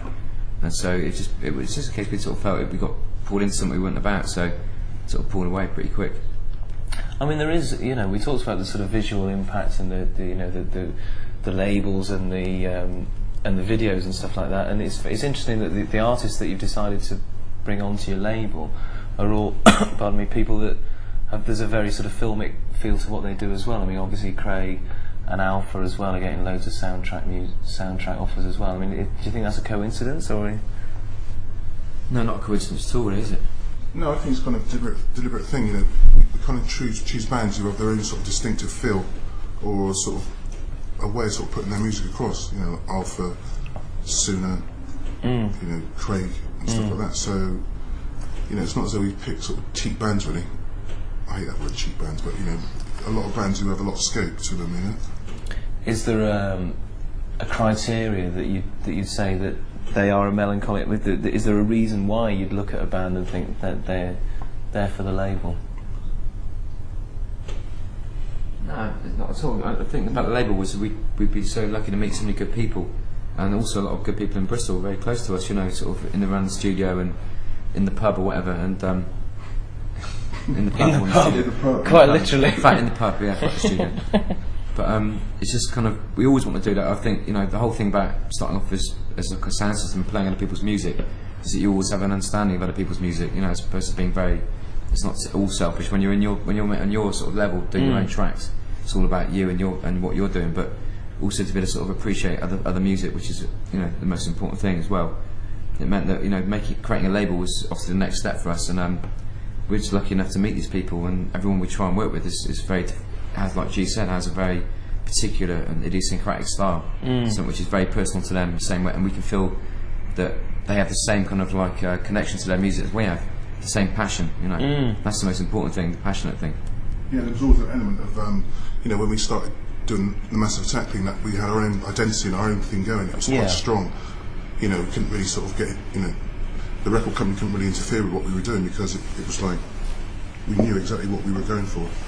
And, you know, that's the type of thing that we're looking in other bands, really. That What, an uncompromising vision? Yeah, you can't compromise your shit, you know what I mean? If you've got something going down, then, you know, you've got to be quite tunnel visioned about what you want. And if other people can see that sort of where you're from, you know, it's like Johnny, for instance. Johnny's kind of, you know, from Sunos. Johnny Harris, yeah. Yeah, Johnny Harris. Yeah. You know, he knows exactly where he's going, you know what I mean, sort of thing. And we kind of appreciate that, and all we're trying to do is just give him a hand to get to where he wants to go to the next stage, you know? Yeah. And likewise with the other bands, you know? We're not a sort of label that has like an A&R team where we sort of go out looking for the right thing for the right moment. It's more about the people who know exactly what they want and believe in what they want, and they get on with it. And we just stay peripheral, you know. I mean, obviously a lot of work goes down in the office with Mark, our manager, and everyone who works in the office, Nicky and Wendy. They also work in the office for Stanford Melancholic. It's a very serious day-to-day job, a lot of work, a lot of stress. But the most important thing is the bands and the individuals really know exactly what they fucking want, you know. And very uncompromising, like G said, in terms of, I mean, Sunna sounds very, very. I mean, how important was it you to release something which people wouldn't associate with, you know, a label that had spawned people like Craig and Alpha and stuff like that? I mean, Sunna's a completely different musical style. That's the thing. It's a bit of a wind-up, because I kind of feel that some opinion is of that we kind of like deliberately go out and look for things that are different, you know, so that we can seem sort of to be very clever. But it's not the point. It's like the people we've met and the people we've chosen to work with are very, very fucking creative and very individual. So it's not about let's find something that's very different from the other things on the label. It's about the fact that it's great music, and that's it. It's all there is to it.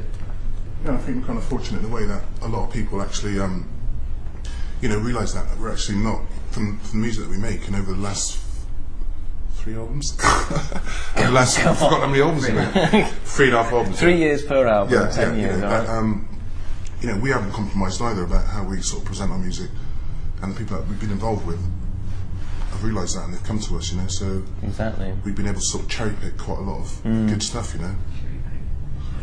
Is that right? Is that a bit biz? My first bit fucking biz, man, isn't it? Live as well. Oh my god. Yeah, too long in the music business, CJ. Right then, time. Drink actually. Is that cherry pick? Is that a top up time? Okay, time for a lighter question. Gian Piero, sorry if I pronounced that wrong, from Napoli. Oh, I got to go to the toilet now. One second. I'll be right. You can feel. Can you feel a football question coming on? For 3D, we need you to manage Napoli Footy Club. It's not possible to go like this. Mate, how are Napoli doing for the benefit of our uninformed web? Very disastrous start to the season. Right. I mean, they can see me swelling up already. It's swelling up. It's a passion. It's tragic. Do you know what I mean? It is, and it's a shame, because if it was a city in the world that needed a great football team and needed sort of people to inspire them and sort of like reflect the passion of the city. So again, Mandora. Yeah. It needs that reflected in its football. It's a very football place. It's a big deal to them, and it's a complete and utter fucking tragedy that this has happened to the people of Naples. Do you know what I mean? Maradona was the last god, and but the problem is everyone's waiting for the next Maradona, but it's not going to happen. Right, complete one-off fucking genius. Right? I know I'm going to go on a bit, but where are they? Floyd genius. Passion, you carry on, kid. You just carry on, mate. But at the moment, I mean, they're struggling. They just changed manager last week, and you know, I'm not sure how that's going to go. I don't know if that's going to work. Last week they started fucking around with the managers. They went down to Serie B, which was again. Are they back in Serie A now? Yeah, they're back up there, but they've got like a split presidential sort of scenario, 2 presidents, and it's all a bit of a mess. It's a messy business. The club isn't being handled in a professional way, I think, and the people deserve a lot better, and they'll get it eventually, you know. That's all I can say. Do you feel do you feel you make an uncompromising football manager? Are you a man motivated? I couldn't manage a football team to save my life, to be honest, mate. You know, couldn't do it. Couldn't fucking do it. It's, you know. G could. I mean, he had trials with Bristol City, of course, which leads into the next football scenario. Unfortunately, I did. No, not for Bristol City. No, it was Bristol Boys, which was kind of the same. It would lead on to Bristol City, really, and Bristol Rovers. But yeah, I'm a good football player. Well, you scored a great goal in the what was that? The Massive Attack versus Blur or something? Euro 2000 game at Wembley. No, get it right, John. It was the Wembley England versus Scotland match at Wembley. What, you were Gaza, flicking it over your head and volleying it into the net? I'm betting Gaza. But you scored a great goal, I remember. John, do you remember, who insisted on that goal? Was it Del Nye? I mean, it was a great left foot assist, you know, it set him fucking free in the area, do you know what I mean? We slotted it past the keeper. With his knobbly knees. Wasn't Gaz from Supergrass sick during that game? Because he was running around too much. Spending his time falling over, wasn't he? The ball was quite ridiculous, really. It was also the most embarrassing days of my life, you know what I mean? They took us to Wembley and had our names on our shirts in the dressing rooms and all that shit, and Jeff first gave us our medals and it was all beautiful, it was like boys' own stuff, but... Yeah.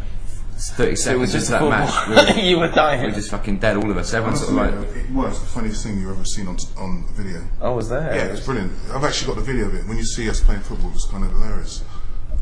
Yeah, we thought we were having it large and we were shit. Oh, you got a video of the event, did you? Yeah, you got the whole lot. It's You're hilarious. fucking flying down the wing, do you know what I mean? As far as you can't see anything, it's just a fucking motion blur going past your face and then you're just trotting, do you know what I mean? On that big pitch. You've already make a fucking dent in the turf, it's a nightmare. But then, having said that... Was it a hallowed visit to the hallowed turf though? Well, the good thing about it, the funny thing about it really is that, you know, the dressing room and not, you know, even professional football players haven't even reached Wembley.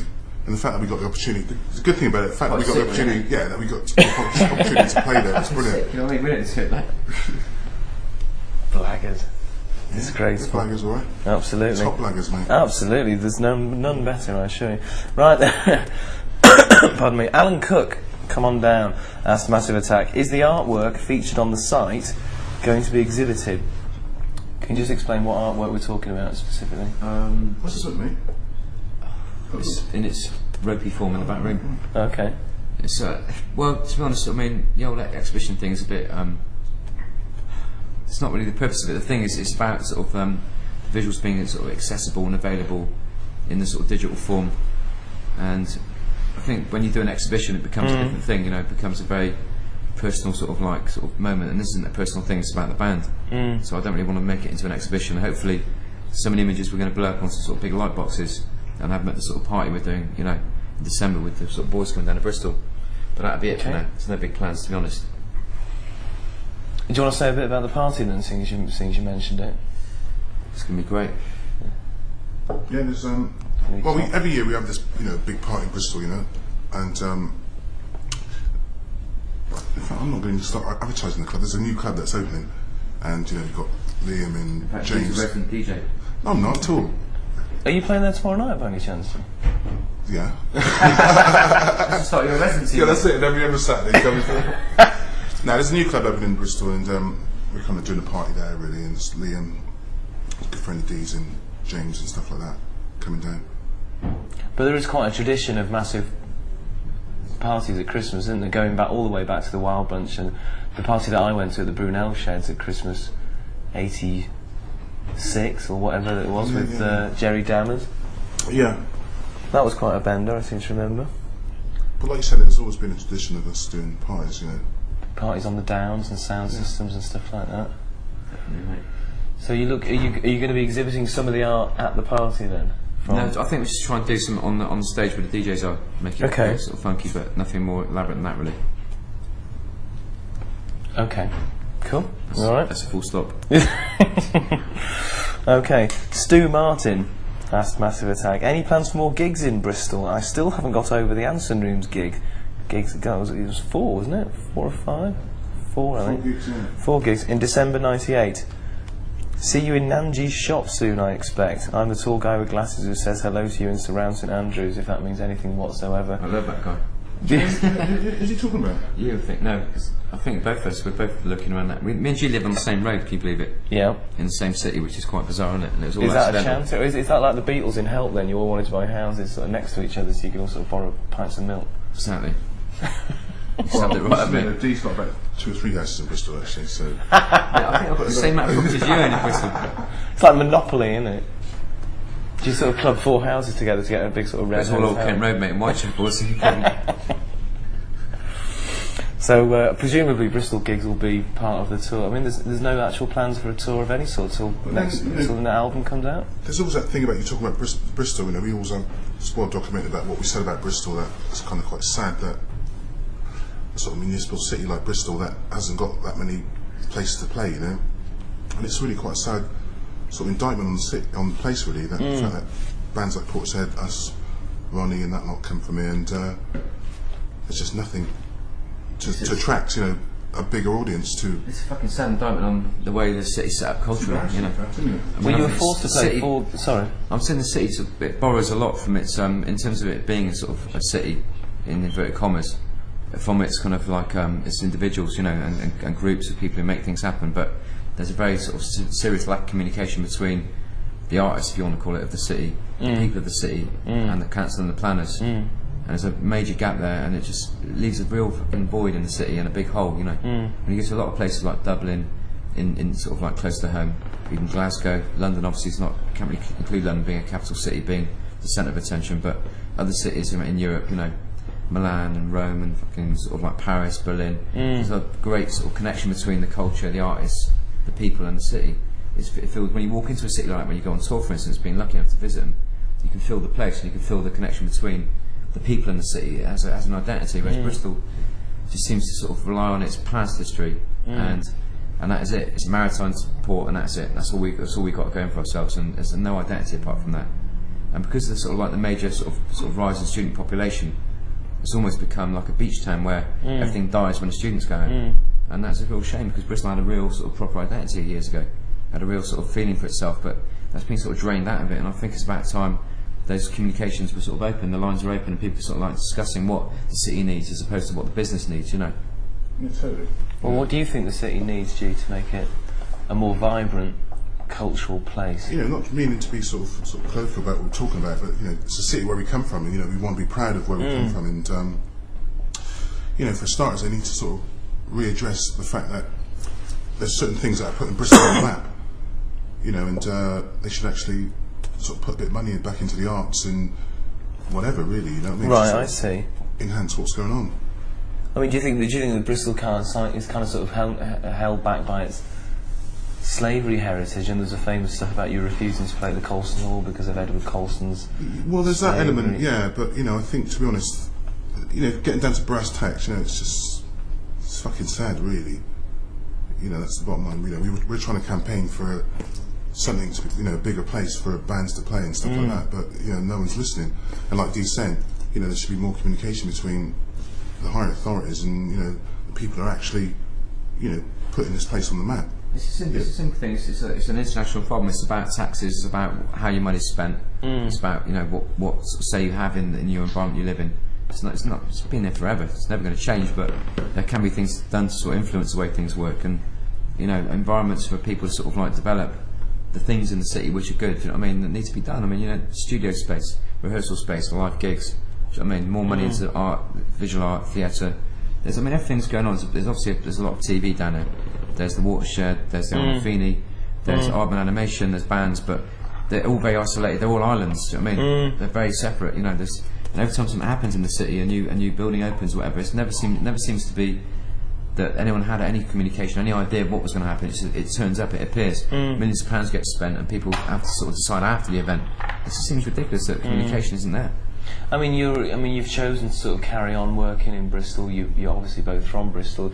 Your backup team, your studio people, your technicians are all local people. I mean, was there a point where you both decided, right, we're going to stay put, we're going to make the most of it here, we're going to make our studio a creative place, or is it you just happy living here? I mean, you know, we spend a lot of time in London, obviously, like everyone does. Who it works in the same business we do, and we've got a lot of friends up there, and a lot of work up there. But it's not.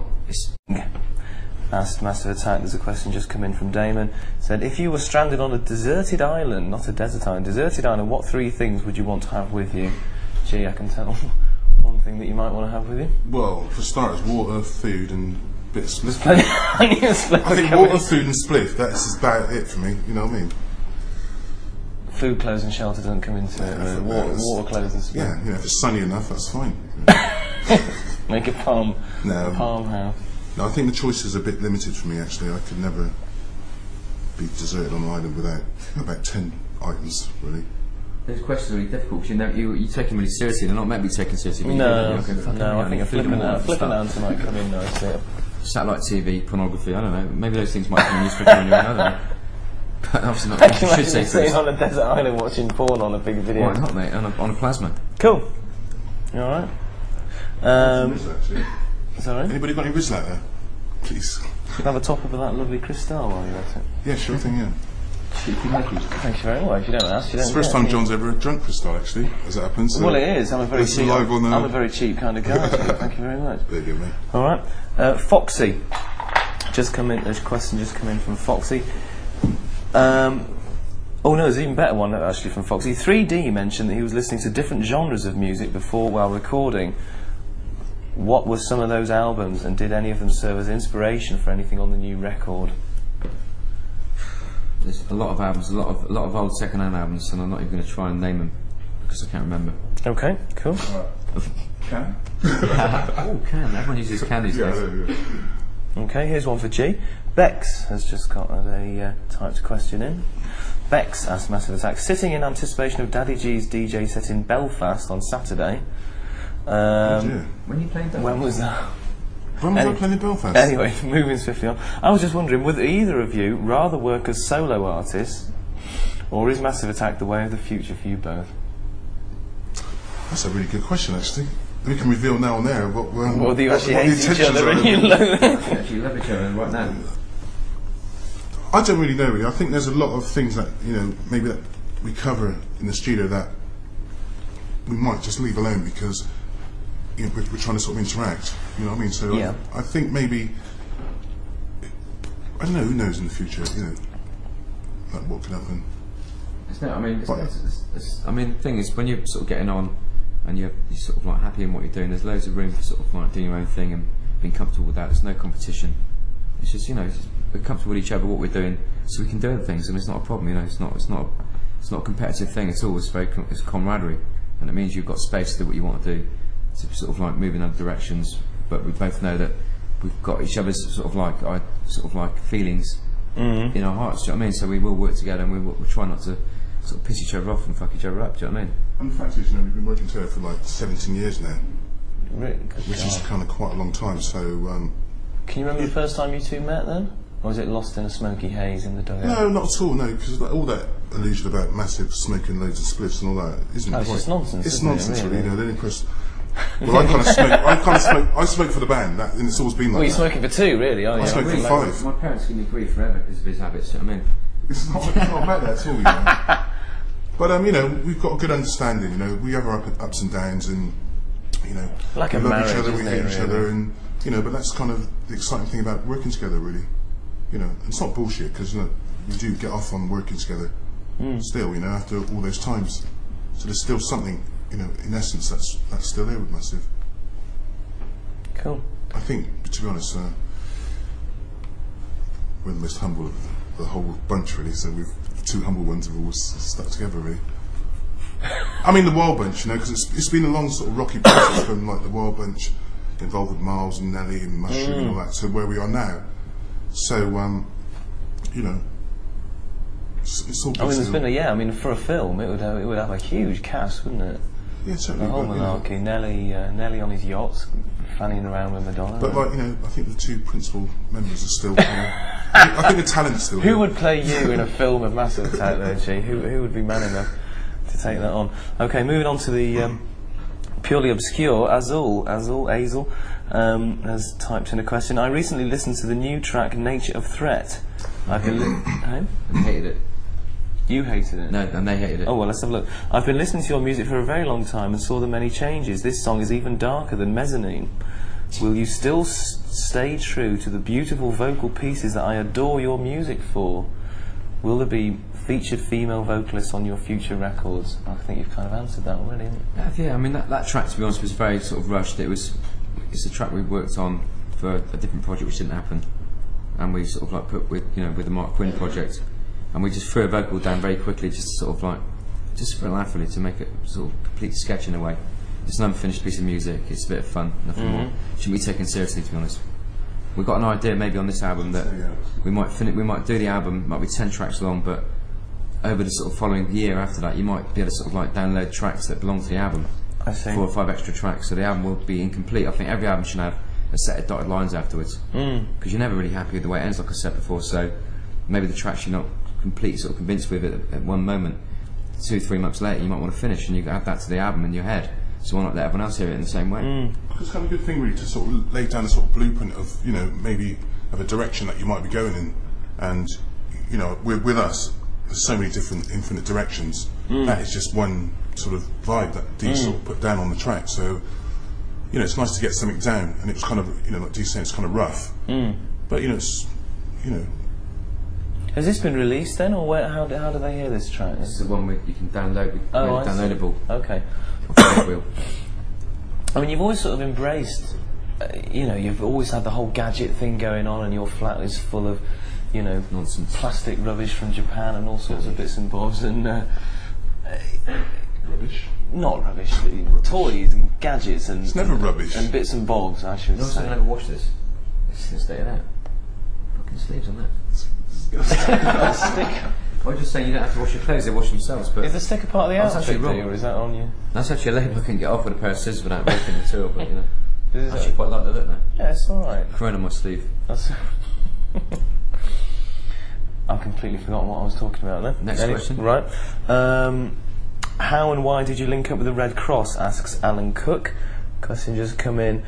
How's the next album shaping up? But you kind of answered that already. So do you want to say a little bit about the work that you've been doing with the Red Cross so far? I mean, to be honest, we try our best to sort of get involved in sort of organisations as we tour the world, and as we sort of go around. Sounds really lame, that, doesn't it? As we tour the world, what a load of bollocks. But let's start that again. But we do. Globe-trotting kind of guys that you are. Fucking wank that up, isn't it? As we tour the world, we try and help everybody. But I mean, well, you kind of global love ambassadors. Yeah, exactly, mate. Let's call it a day there. But I mean, no, we do. We've been involved in everyone we can be. You know, in sort of like when it seems kind of relevant to do so. You know, because there's so much going on all the fucking time, and you know, just beyond over most of our heads, the depth and sort of levels of, sort of the shit that happens in other countries, the suffering, and it just happened to be during the Mozambique sort of like crisis. We happened to be involved in this Armani ad situation, and rather than turning it down, we felt we could use the music to good effect. And Bristol was teamed up with a city in Mozambique called Beira, so we felt that we can do something direct, which had an immediate response as opposed to something we didn't understand. The Red Cross is different in the sense that it delegates the money in the way it feels is most needed. So it's kind of like a very slow process. But I mean, all these things they go on. It's not like we did this Armani ad and that was it. We're trying to sort of keep the whole sort of thing going on with a T-shirt, which goes the sales of the Armani T-shirt with our design on goes to charity, and everything we try and do, we're trying to link with that, so we can try and keep the thing moving. I think a lot of people feel that once the headlines have sort of like seeped away, then that's the end of it. But you know, it's still there, isn't it? And some of the profits from the sale of your book are going to go to all the the Red profits, Cross as well. All of them. After the production costs of it, which are pretty considerable, unfortunately, because it's like a one-off thing. All the profits would go back to Red Cross. Yeah. Okay. Do you want to do a plug for the book while we're at it? No. No. Okay. Moving on. Jason Stevens has just put a question in. Are you happy with Danny Wilson at the helm for City? As I've been unable to see them this season, as I play myself for Porter Butt FC in Bath. Plays for who? Porter Butt. Okay, Dan. Okay, Porter. So if you start with your football career, you'd be there as well, mate. Well, you're staying for Bath City or something, I think, or some crap team like that. Could have gone one way or the other. Danny Wilson. He's at the helm of Bristol City, yeah? Yeah. I don't know that. Are you still City? Because you both used to follow City pretty. Not really, no. I don't follow City. I like him because, you know, that's my part of town. You know, there's an affinity to either one of Rovers or City, but I'm not really into football, really. I am, actually, that's a lie. I'm into Chelsea. What are we talking about? Why shouldn't we say that? Glamour. It's all about the glamour with you, do you know what I mean? Oh, yes, please. But Danny Wilson, go on. Danny Wilson.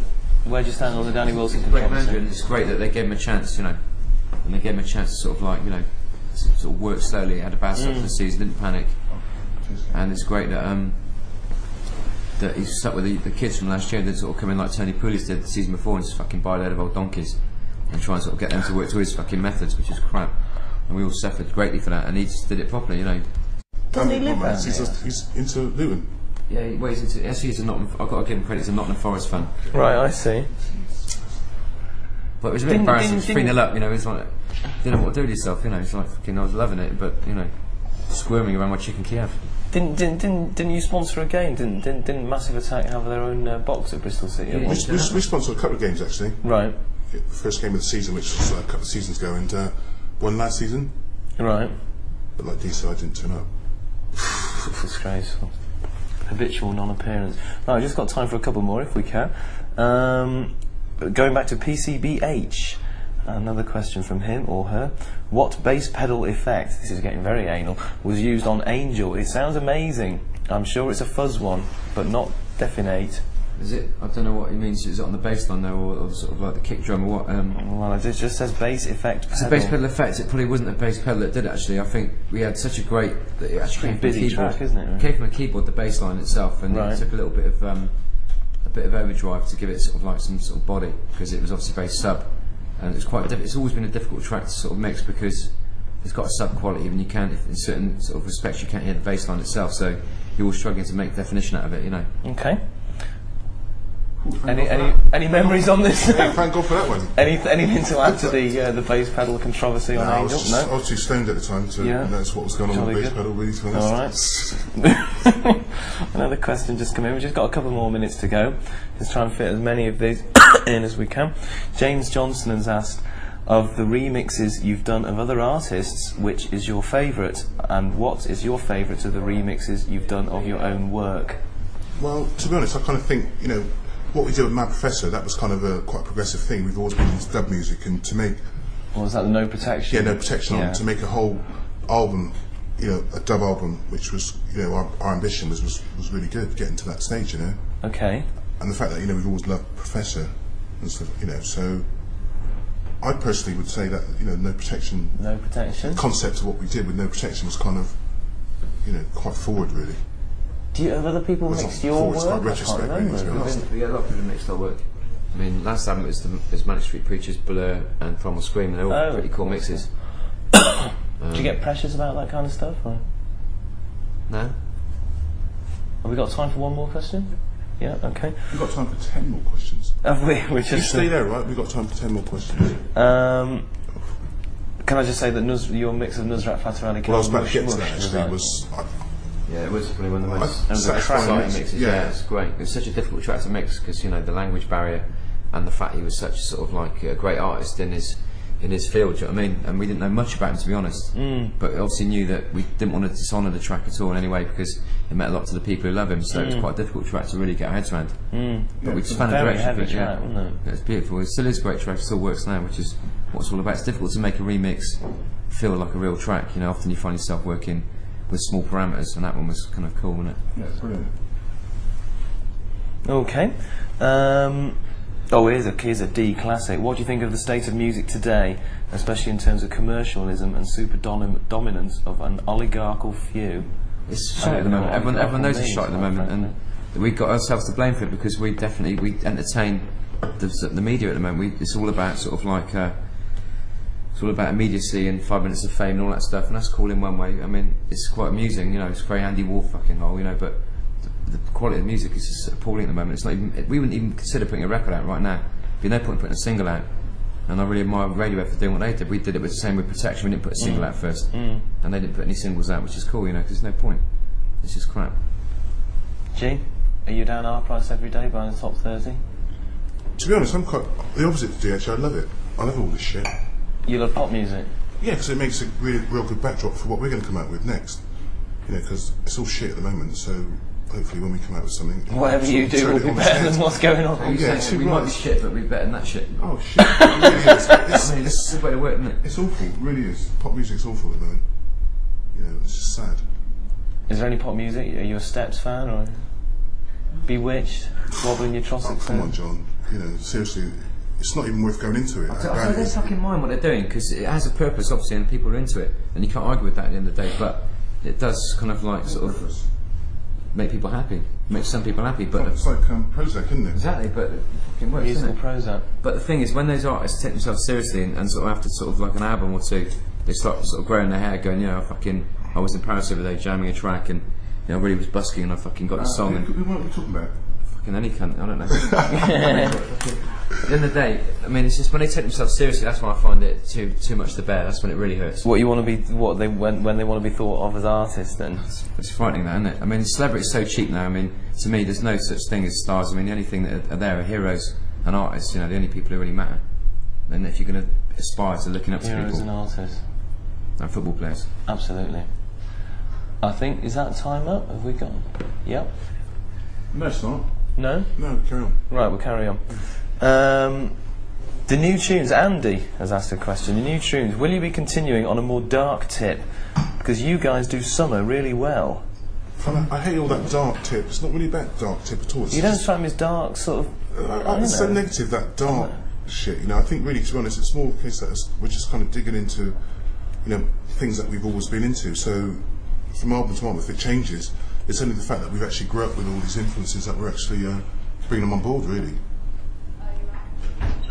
You know, different albums take different changes, you know, and so you know, you've got to be seen to be being progressive.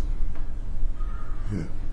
So the whole sort of like the idea of Massive Attack as being dark and cool and no, not the slightest. It's about challenging what you've done before and you know, trying to sort of break boundaries and go into you know, different fields of music or take your stuff somewhere else. You know, if we were to make sort of Blue Lines and Protection all over again, it'd just be really boring. You know, like most bands do, they just make a blueprint of what they did that was successful before, and we're not about that. Cool. Dave? Dark.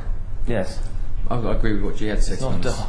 I mean, I like the question says remember lately, which I remember as being lately as being one of the real sort of lighter. Which one? Lately. Yeah. I mean, the first time was a lot lighter because I think we were sort of we were new to it, and it was kind of. I think once you get involved in being in the studio a lot of the time, you tend to sort of find yourself in a different mood. So you know. What was that? No. I think it's an immediate take on what you know, coming from our field of you know, being in you know, a sort of sound system thing. You know, moving into that direction and basically using all the stuff that we've been playing and all the influences that we've been playing. But then once you get into a studio situation, you kind of expand on that, you know, and take on more sort of influences. Which is what you've done. Blah blah blah blah blah blah blah blah blah. Well, I think we're out of time, guys. I think that's it. Thanks for everyone for tuning in. If they've been Thank you very much. Thank you.